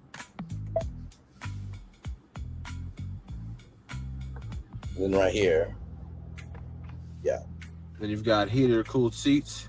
Heated and cool seats, okay? Lincoln, bring this car back, damn it! Make it a private brand, like Hyundai did with Genesis. Ain't no damn sense. And if you give me be your spokesperson, I ain't gonna be Matthew McConaughey because I actually talk back. But anyway, moving on.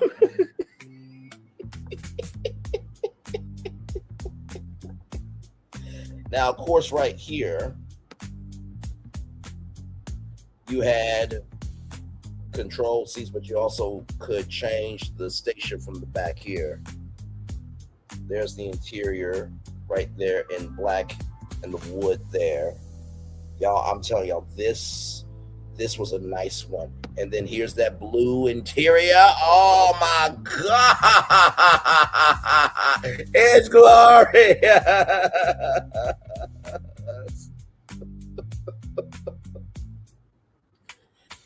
Okay.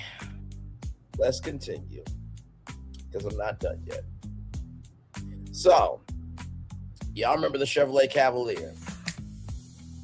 Check this out. Yeah, that's a Chevrolet Cavalier. That's in Mexico and China.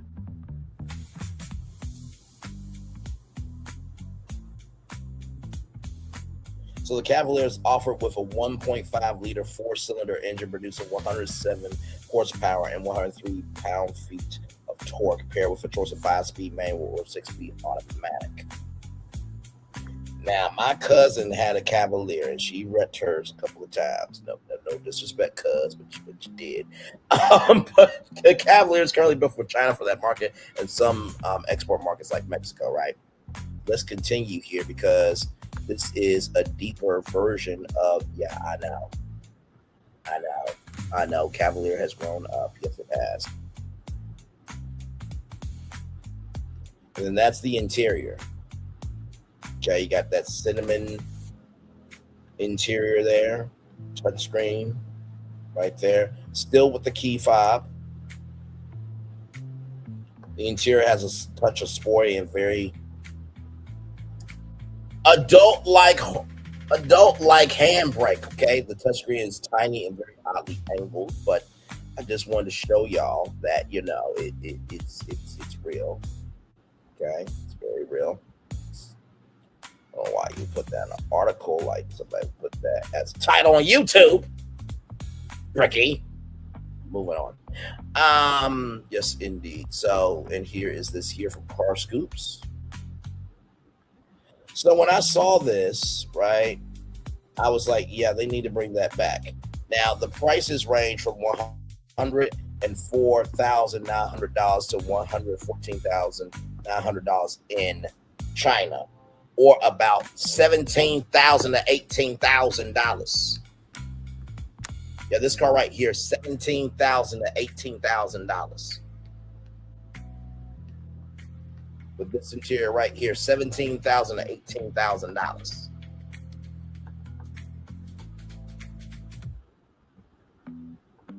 Now imagine if this came back. Now this is the premier model of the Cavalier. Imagine if this came back to the United States for $17,000. That's not bad. Now, Chevrolet, you need to bring that car back, but you also need to bring back the Chevrolet Cruze, one of the top selling cars in North America.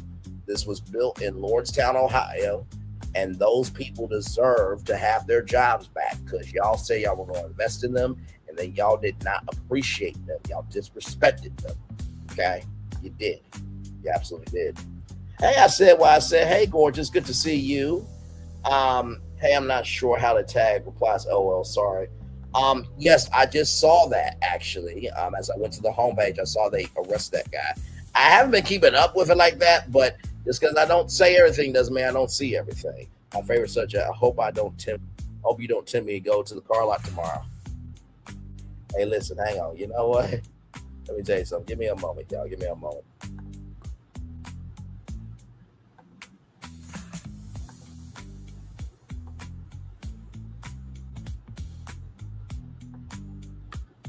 Listen, this face card, okay, this face card, all right, this face card is a Cadillac Escalade with hips, okay? She's a V8 engine, okay? So listen, you're telling me not to tip you.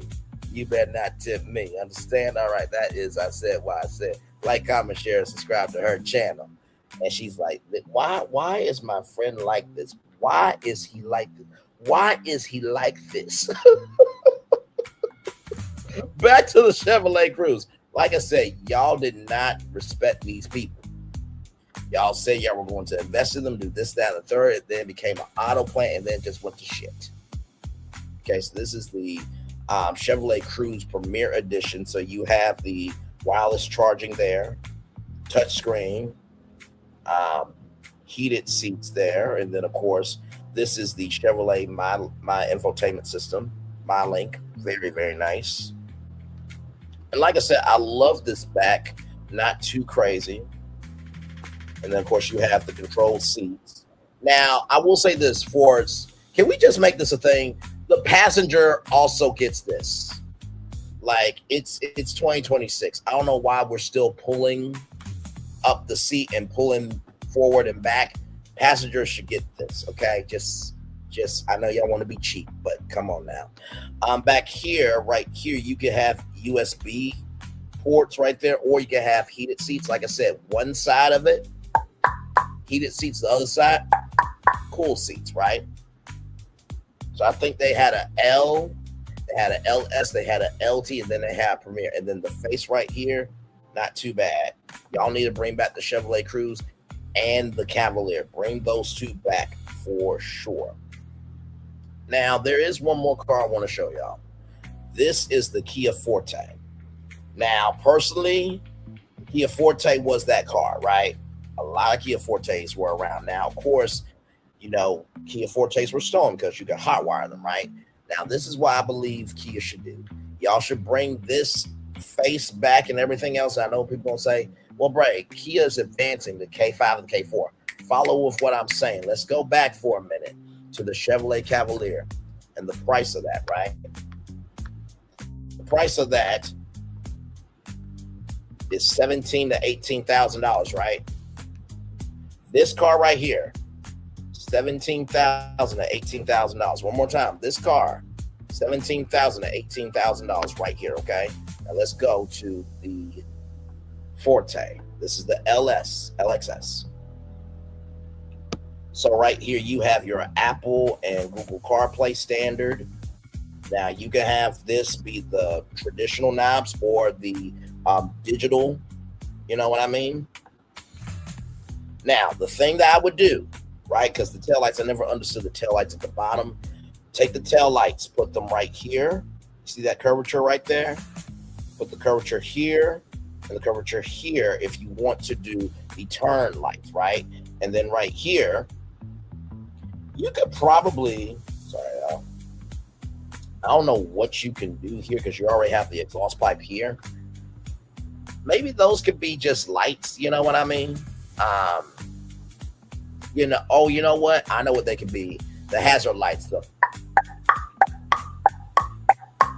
to go around, those could be just yellow. And then you put the turn signal right here, the turn signal lights right here, and right here. Now I'm gonna give you the name here in a minute.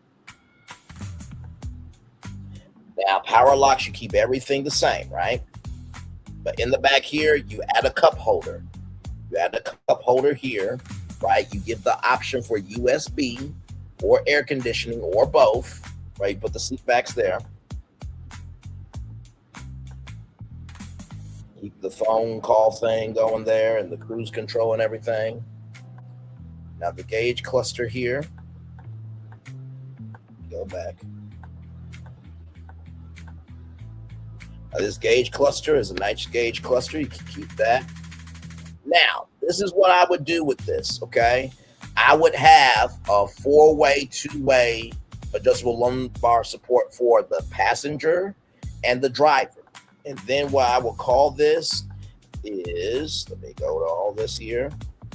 See, nice body, ain't crazy. Y'all probably still got the blueprint, so I don't want to hear it, okay? Face is good and everything. What I will call this car right here. Now, this automatic for the driver and the passenger. We ain't doing this shit no more in 2026, okay? I'm just letting y'all know. Like I said, we're adding a cup holder right there. You see right there? Yeah, that's automatic right there. Okay, all right. Just want to make sure we're getting our edits in. Now, this is what I would call this, right? I would call this the Kia clutch. And I'm going to tell you why that you would call the Kia clutch. And then what you'll do here is, let me go back.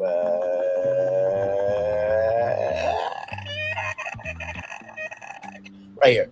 Put the Kia clutch right here. Do you know how clutch it would be to have this car come back with 4-way, 2-way adjustable automatic seats for the driver and passenger? You have a cup holder in the back, right? With the option for air conditioning, USB connections. You can choose both, one or the other, right? And then, of course, you can have heated seats or cooled seats. If you brought this back as the Kia clutch for $17,000 to $18,000, somebody come get her, cause she dancing like a stripper. Okay? Those are my edits. Okay, so if y'all want to bring back sedans, listen. You know, this live, you know, you can make it do what it do. I have a Benz and a GMC dedicated SUV, sir. Okay, all right. I mean, listen, you know, you get your you know, Cadillac Escalade curves and the Benz, and then, you know, when you need to have some utility, you use that SUV. Okay, all right. So you beauty and function. All right now. I like that shit. Yes. Anyway. Once again, I said why I said it's like, okay, you know what? Let me just, I know there's not a mute button for YouTube subscriptions, but hey, YouTube, I know there's the unsubscribe button. Could you have a mute function for some subscriptions?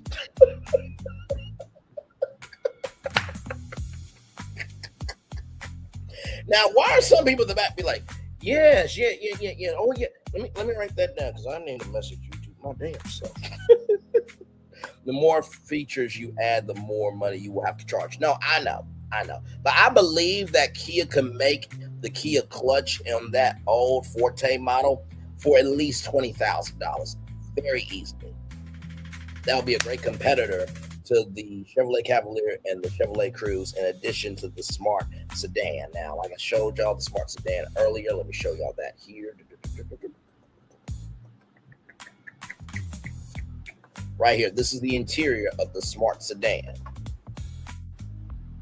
which is this. Yeah. So Chevrolet, you bring this, and the Smart 4.4 right here, you bring this, along with the Chevrolet Cavalier and Cruze. Bring back your Impala, bring back your Malibu. Okay, I think you'll be fine. So yes, those new Toro cars are nice. We looked at the Toro Crown earlier in the live stream. So there is your sedan comeback breakdown town hall. Listen, we do a little bit of everything over here. We cover entertainment, theme parks, and commerce. That's what we do over here. Mm-hmm. Because, you know, in the words of Anonymous T, because here's the thing, a good streamer can find other content. Because here's the thing, a good streamer can find other content. Because here's the thing, a good streamer can find other content. Because here's the thing, a good streamer can find other content. Because here's the thing, a good streamer can find other content. Because here's the thing, a good streamer can find other content. Because here's the thing, a good streamer can find other content. Because here's the thing, a good streamer can find other content. Because here's the thing, a good streamer can find other content. Because here's the thing, a good streamer can find other content. Because here's the thing, a good streamer can find other content. Because here's the thing, a good streamer can find other content. Because here's the thing, a good streamer can find other content. Because here's the thing, a good streamer can find other content. Because here's the thing, a good streamer can find other content. Because here's the thing, a good streamer can find other content. Because one more time, Anonymous T. Because here's the thing, a good streamer can find other content.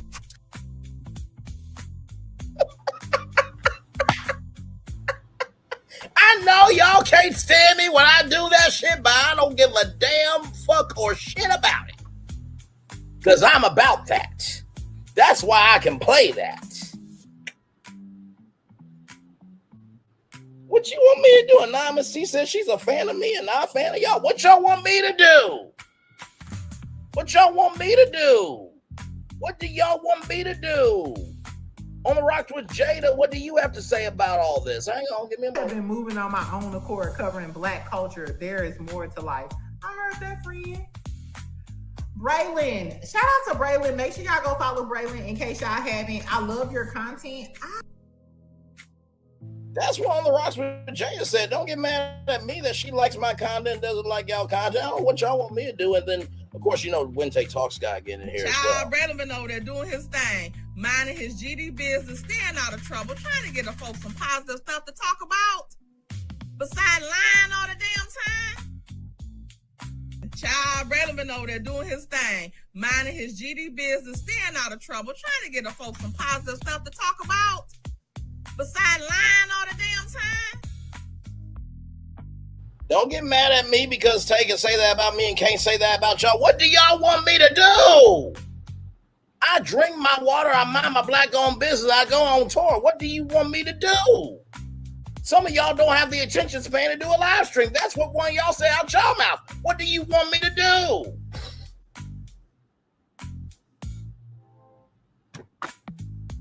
Some of y'all are very selective about what you want to cover, like that chili thing that happened when T-Bar said, my bandmate voted for him, no follow-up. Oh, but we don't want to talk about that, do we? Or do we want to talk about that Nick Cannon conversation, Melody Cherie? But nobody else wanted to have that conversation. Y'all can't say shit about me. Because if y'all try to do a fifth quarter or a half of the fuck of what I do, y'all will have a mental coma, choke, and die mentally. Okay? Remember that 12-year-old girl who got raped in Florida, in Miami, Florida? The first guy raped her for 30 minutes. The second guy put rocks in her mouth to shut her up from screaming and held her down. And the third guy held her down and helped the second guy hold her down. Don't come to me and say I do too much when y'all don't do fuck, shit, or a damn of anything else besides being one-trick ponies out here. You have an audience and you're keeping them, but you're not connecting to them. Now clock that motherfucking TV. Unless it's too hot for you, you can't be here for it. Child, don't you do it. Don't you do it. Don't you do it. Because one of y'all had the vaginal tissue, the vulva, and the feminine estrogen to give you the real tea. Your friends are one-trick ponies. I would like to see that person who said that do a pound for pound, fist for fist, soul for soul content battle with me for a full week. I will whoop their bitch or Mitch ass very easily. I just did a whole 2-hour, 11-minute, and 48-second live stream about a Sedan comeback by myself. Don't fuck with me where you can't win. Moving on.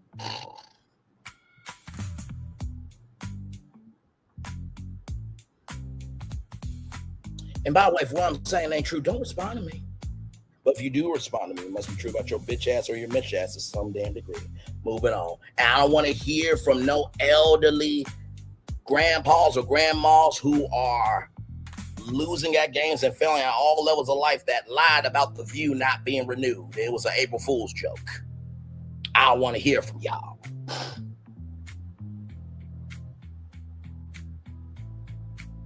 It's interesting how some people are doing a morning show. Some people are doing a morning show better than others. But I've been doing mornings for 3 years through the same format because your consistency plus your tenacity equals your destiny. Ooh. Ooh. Ooh.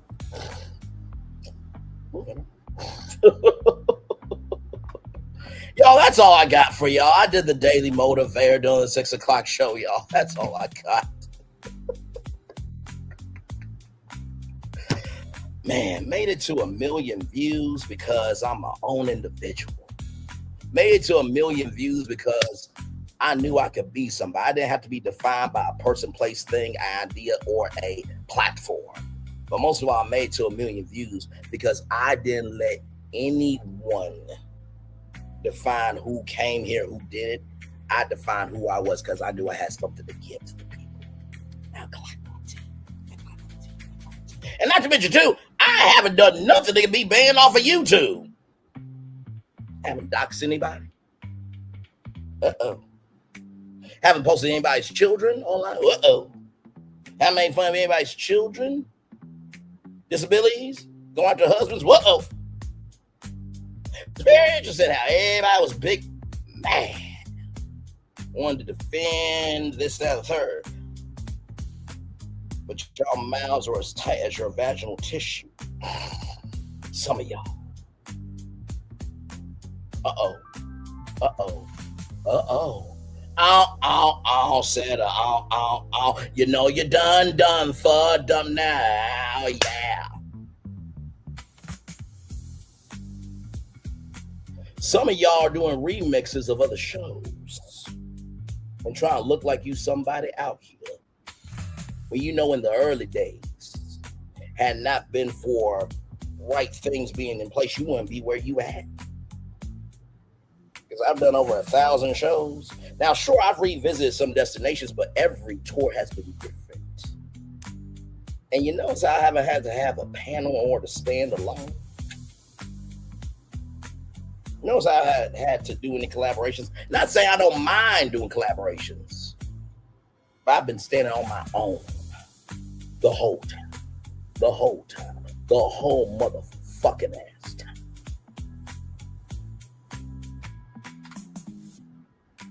And by the way, shout out to Tulsa, Oklahoma. But if you have the name Tulsa, make sure that you are treating that name with the utmost. Actually, what does Tulsa mean? Let's see what the name definition of Tulsa is. Hang on, let's see. Tulsa name definition.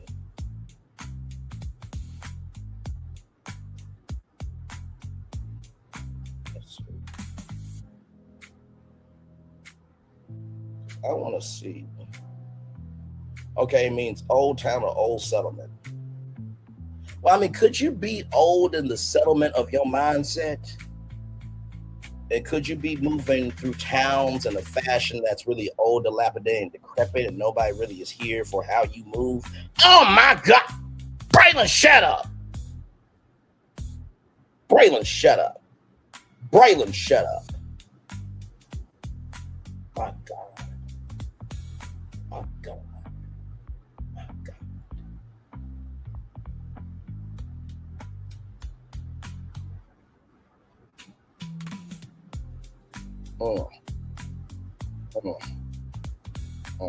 You got this black man who has covered more black culture of everything else, has covered more black women issues than anybody else in the sector.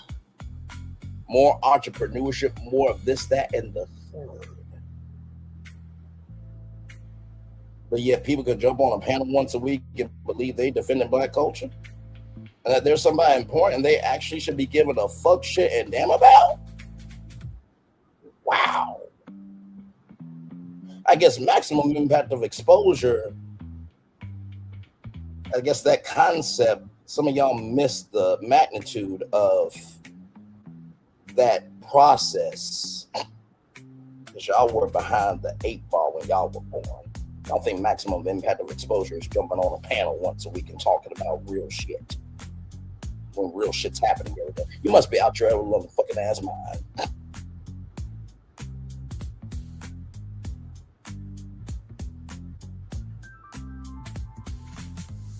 Princes and princesses do what they want to do for attention. Kings and queens do what they need to do for a purpose.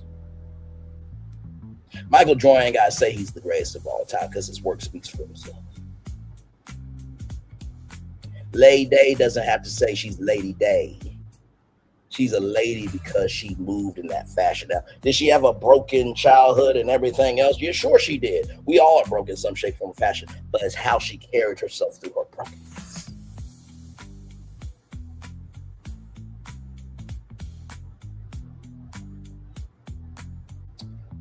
Ooh, Lord Jesus.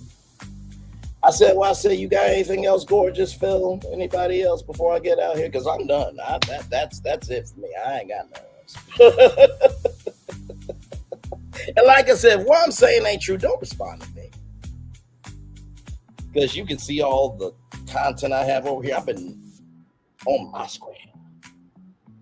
But if you do respond to me, it must be true about your bitch ass or Mitch ass to some damn degree. We equal opportunity around here. We cover Milagro Grants. We cover P. Diddy. I don't want to hear it. Nope.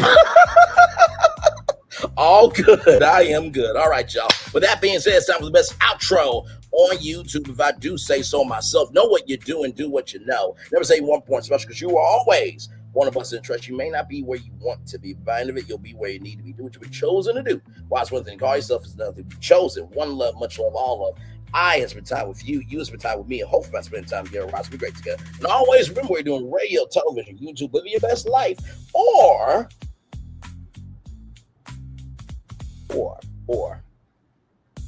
I gotta put this.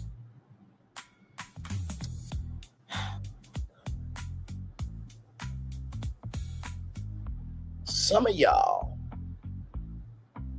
will order cake anytime something happens in life, but you don't understand the magnitude of what eating cake is all about. Some of y'all will order cake for anything, but not understand why it's important to eat cake. Some of y'all will order cake for anything, but you won't understand the importance of eating cake. You know why cake is so ordered all the time? For celebrations, for big milestones, for things that need to matter. But some of y'all are just sending out cakes every fucking damn day. And some of y'all forgot some main ingredients that makes your cakes look like shit. Why are people eating this cake of content? Did you cook it right? Did you bake it right? Did it go all the way through? What? I'm just saying. Now, y'all can say what y'all want to about my cakes, okay?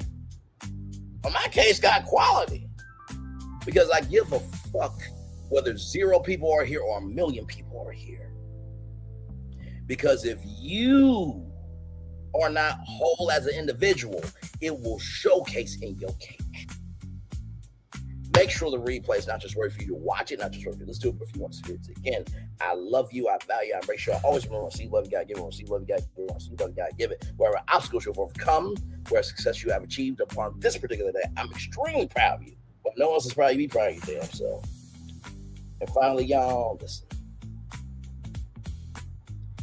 Some people in life,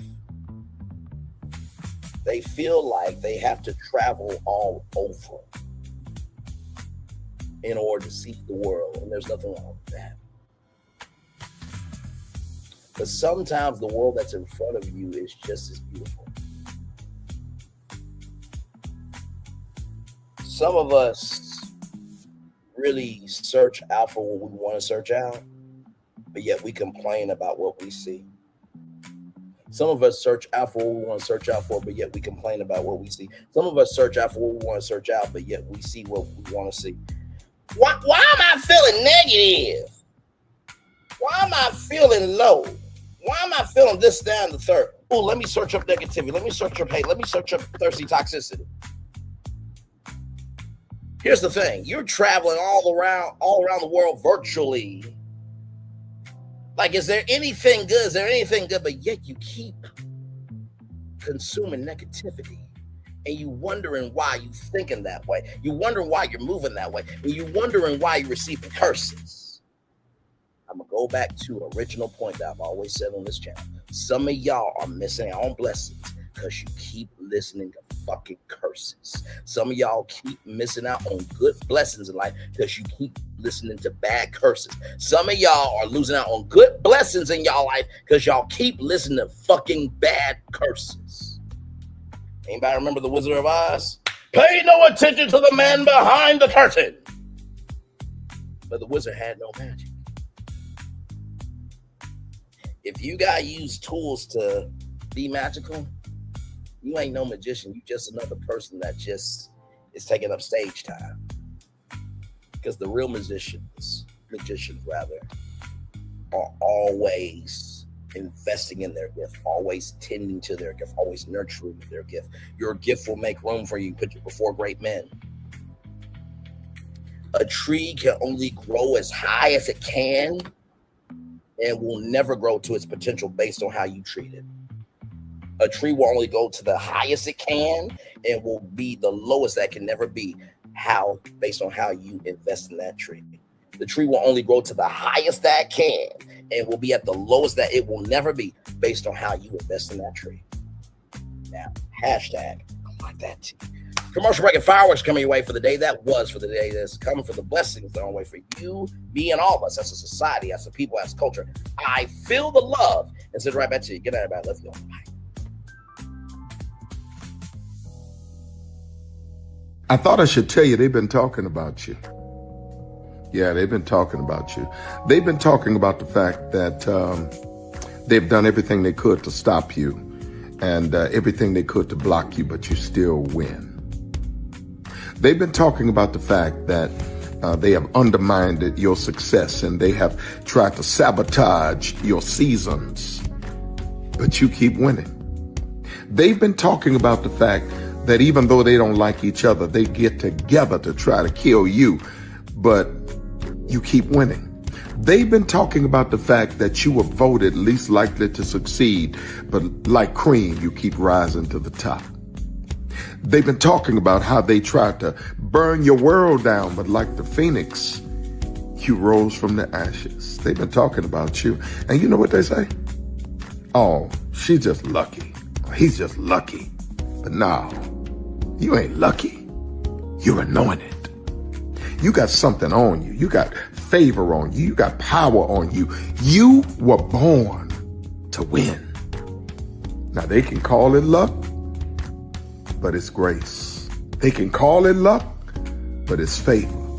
But whatever they call it, it doesn't matter, because you know what God calls you? Do you know what God calls you? A winner. I thought I should tell you they've been talking about you. Yeah, they've been talking about you. They've been talking about the fact that they've done everything they could to stop you and everything they could to block you, but you still win. They've been talking about the fact that they have undermined your success and they have tried to sabotage your seasons, but you keep winning. They've been talking about the fact that even though they don't like each other, they get together to try to kill you, but you keep winning. They've been talking about the fact that you were voted least likely to succeed, but like cream, you keep rising to the top. They've been talking about how they tried to burn your world down, but like the phoenix, you rose from the ashes. They've been talking about you. And you know what they say? Oh, she's just lucky. He's just lucky. But no, you ain't lucky. You're anointed. You got something on you. You got favor on you. You got power on you. You were born to win. Now they can call it luck, but it's grace. They can call it luck, but it's favor. But whatever they call it, it doesn't matter, because you know what God calls you? Do you know what God calls you? A winner. I thought I should tell you they've been talking about you. Yeah, they've been talking about you. They've been talking about the fact that they've done everything they could to stop you and everything they could to block you, but you still win. They've been talking about the fact that they have undermined your success and they have tried to sabotage your seasons, but you keep winning. They've been talking about the fact that even though they don't like each other, they get together to try to kill you, but you keep winning. They've been talking about the fact that you were voted least likely to succeed, but like cream, you keep rising to the top. They've been talking about how they tried to burn your world down, but like the phoenix, you rose from the ashes. They've been talking about you. And you know what they say? Oh, she's just lucky. He's just lucky. But no, you ain't lucky. You're anointed. You got something on you. You got favor on you. You got power on you. You were born to win. Now they can call it luck, but it's grace.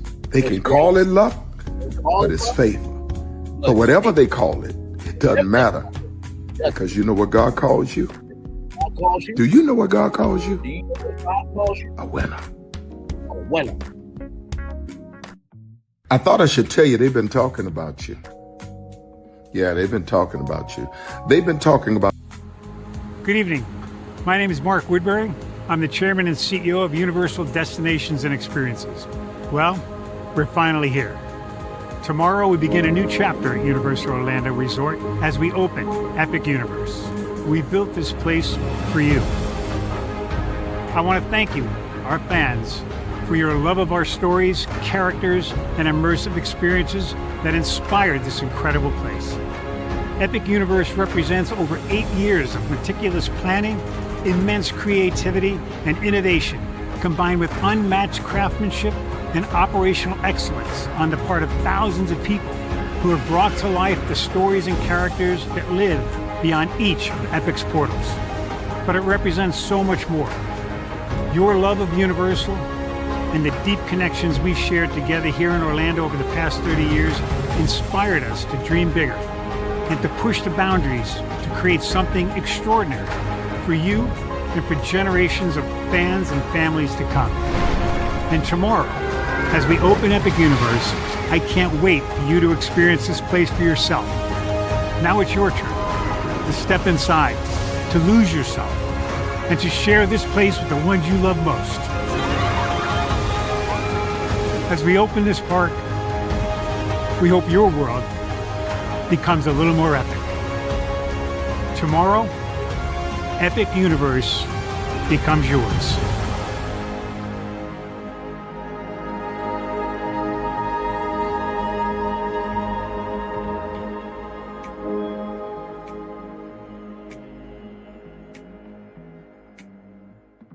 Are video games getting too expensive? This episode, we want to find some common ground because the CEOs want to raise the price even more. Not with these broken ass games. $5 million. That's how much San Andreas costs to make. Is it their fault for selling or our fault for buying? Corporations claim all this stuff. Devs say otherwise. Sports gamers, cozy gamers, whatever you call the people who play Power Wash Simulator. I think it stings a little bit more because I'm spending my actual money and my mom is not. Imagine they get rid of all movie theaters and then charge you the same price to watch the same movie at home. That's like every streaming service. It doesn't have to be the longest of games, but am I having fun with it? This is Lex. I'm Ronell. Let's get right into it.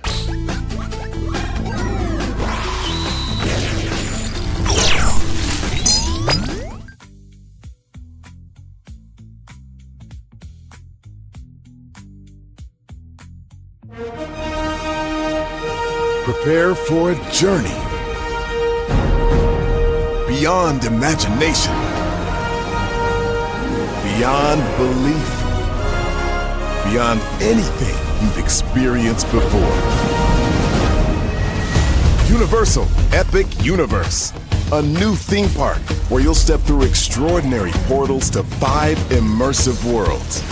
Prepare for a cosmic voyage of discovery, an isle of fire-breathing excitement, a shadowy world of monsters and mystery, new wonders in the wizarding world, and a new way to play. Plus the splendor of a magnificent resort hotel overlooking the park. It's all new excitement at Universal Orlando Resort. A week's worth of vacation thrills with 4 amazing theme parks, a variety of spectacular themed hotels, and incredible dining and entertainment. It's all at Universal Orlando Resort, where you'll find new adventures every day. Explore the astonishing worlds of Universal Epic Universe at Universal Orlando Resort. Because here's the thing, a good streamer can find other content. Because here's the thing, a good streamer can find other content.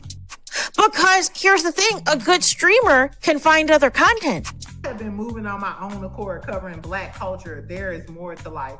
I heard that, friend. Braylon, shout out to Braylon. Make sure y'all go follow Braylon in case y'all haven't. I love your content. I've been moving on my own accord, covering Black culture. There is more to life. I heard that, friend.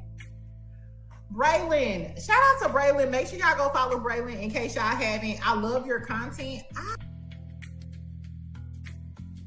I've been moving on my own accord, covering Black culture. There is more to life. I heard that, friend. Braylon. Shout out to Braylon. Make sure y'all go follow Braylon in case y'all haven't. I love your content. Child, Braylon been over there doing his thing, minding his GD business, staying out of trouble, trying to get the folks some positive stuff to talk about. Besides lying all the damn time. Child, Braylon been over there doing his thing, minding his GD business, staying out of trouble, trying to get the folks some positive stuff to talk about. Besides lying all the damn time. Child, Braylon been over there doing his thing, minding his GD business, staying out of trouble, trying to get the folks some positive stuff to talk about. Besides lying all the damn time.